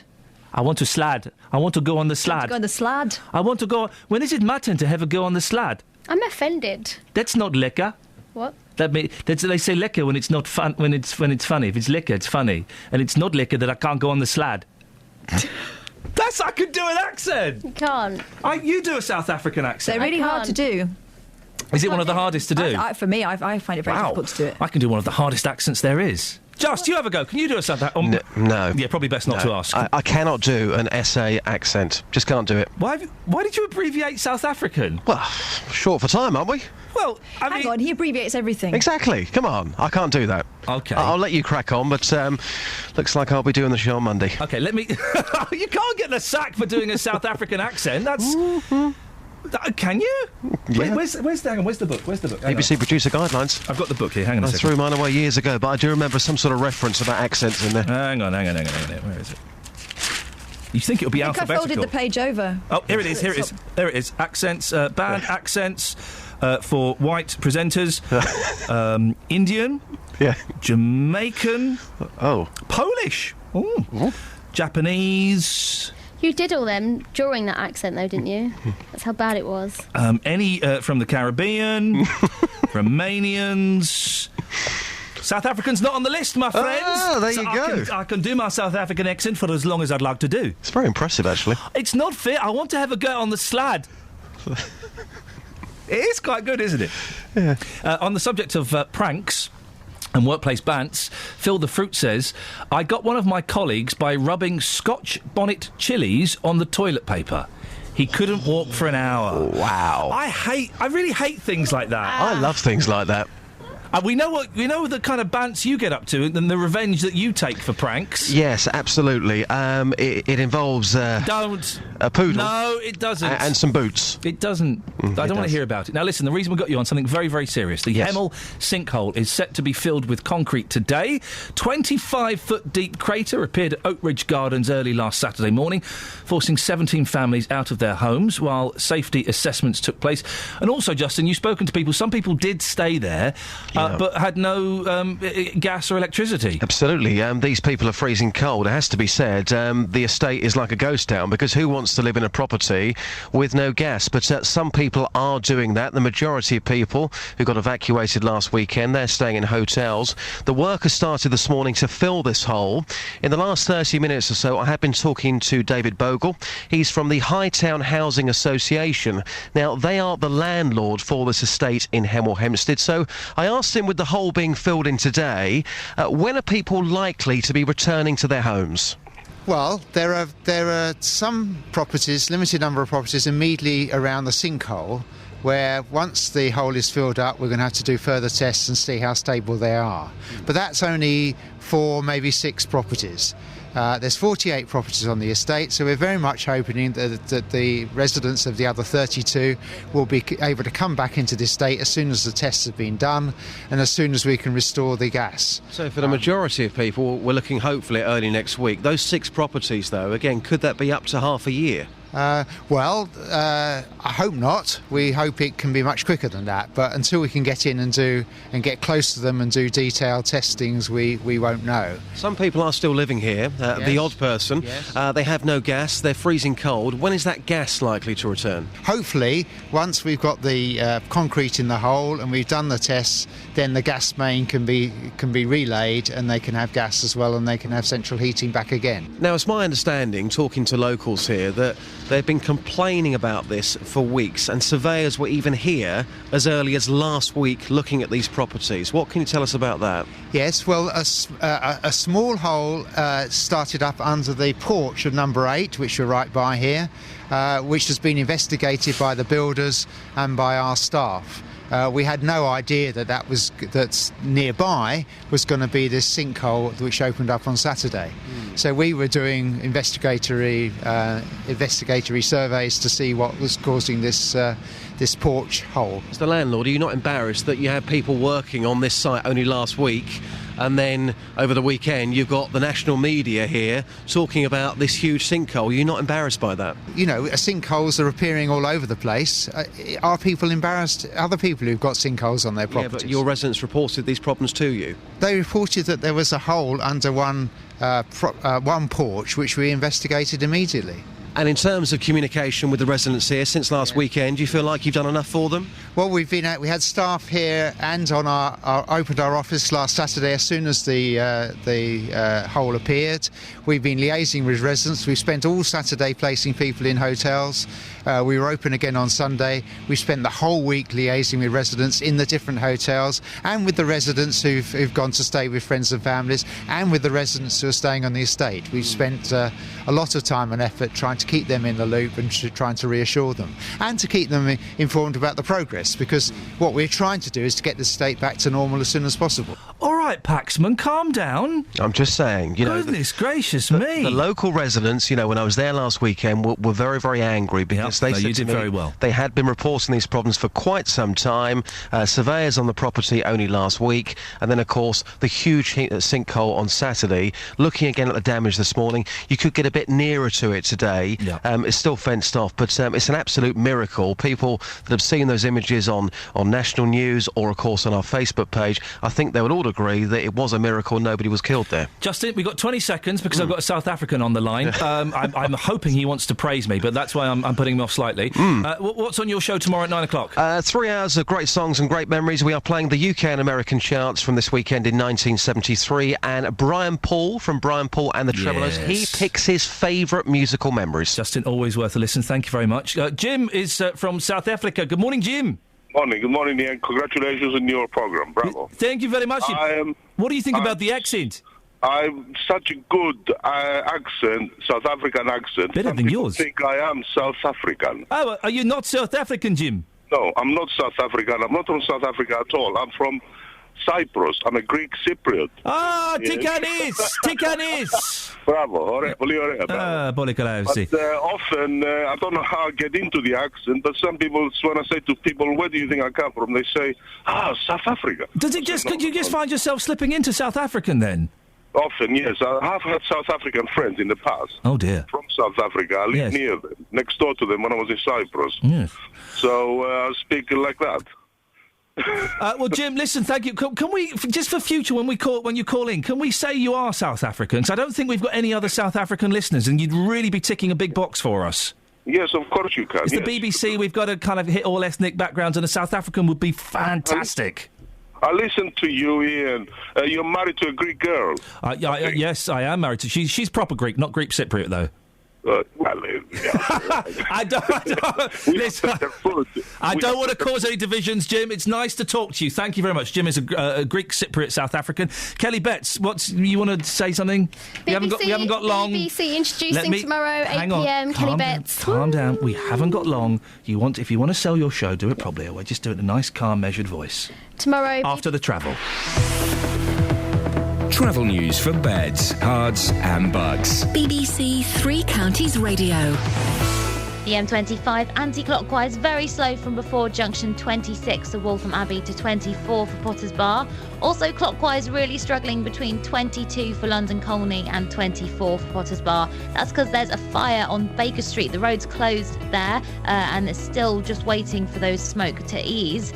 Speed sensors Coney Heath, the North Orbital very slow joining the A1M. And on public transport there's no reported problems. I'm Alice Glossop, BBC Three Counties Radio. Alice, thank you very much indeed. That means, Kelly, you've got just enough time BBC to tell us... introducing 8 p.m. Kelly Betts tomorrow. Thanks, see you there. Bye. That's not going to get people... George Ezra, the Jebs. That's Sixth Floor Records, Jaw. That isn't going to get people wanting to listen. They're already switching it on. They're early, though. Yeah, so tomorrow night... 8 p.m. OK, you can hear Kelly Betts. I mean, why on earth you'd want to? I've got literally no idea what's going on. local and vocal across beds, hearts and bucks. This is BBC Three Counties Radio. Thank you, Iain. Good morning. Welcome to the JVS show. I'm Jonathan Vernon Smith. It's Friday, everyone. It's 9 o'clock. And on today's Big Phone In, what do you think Brenda should do next? It's a case that many of you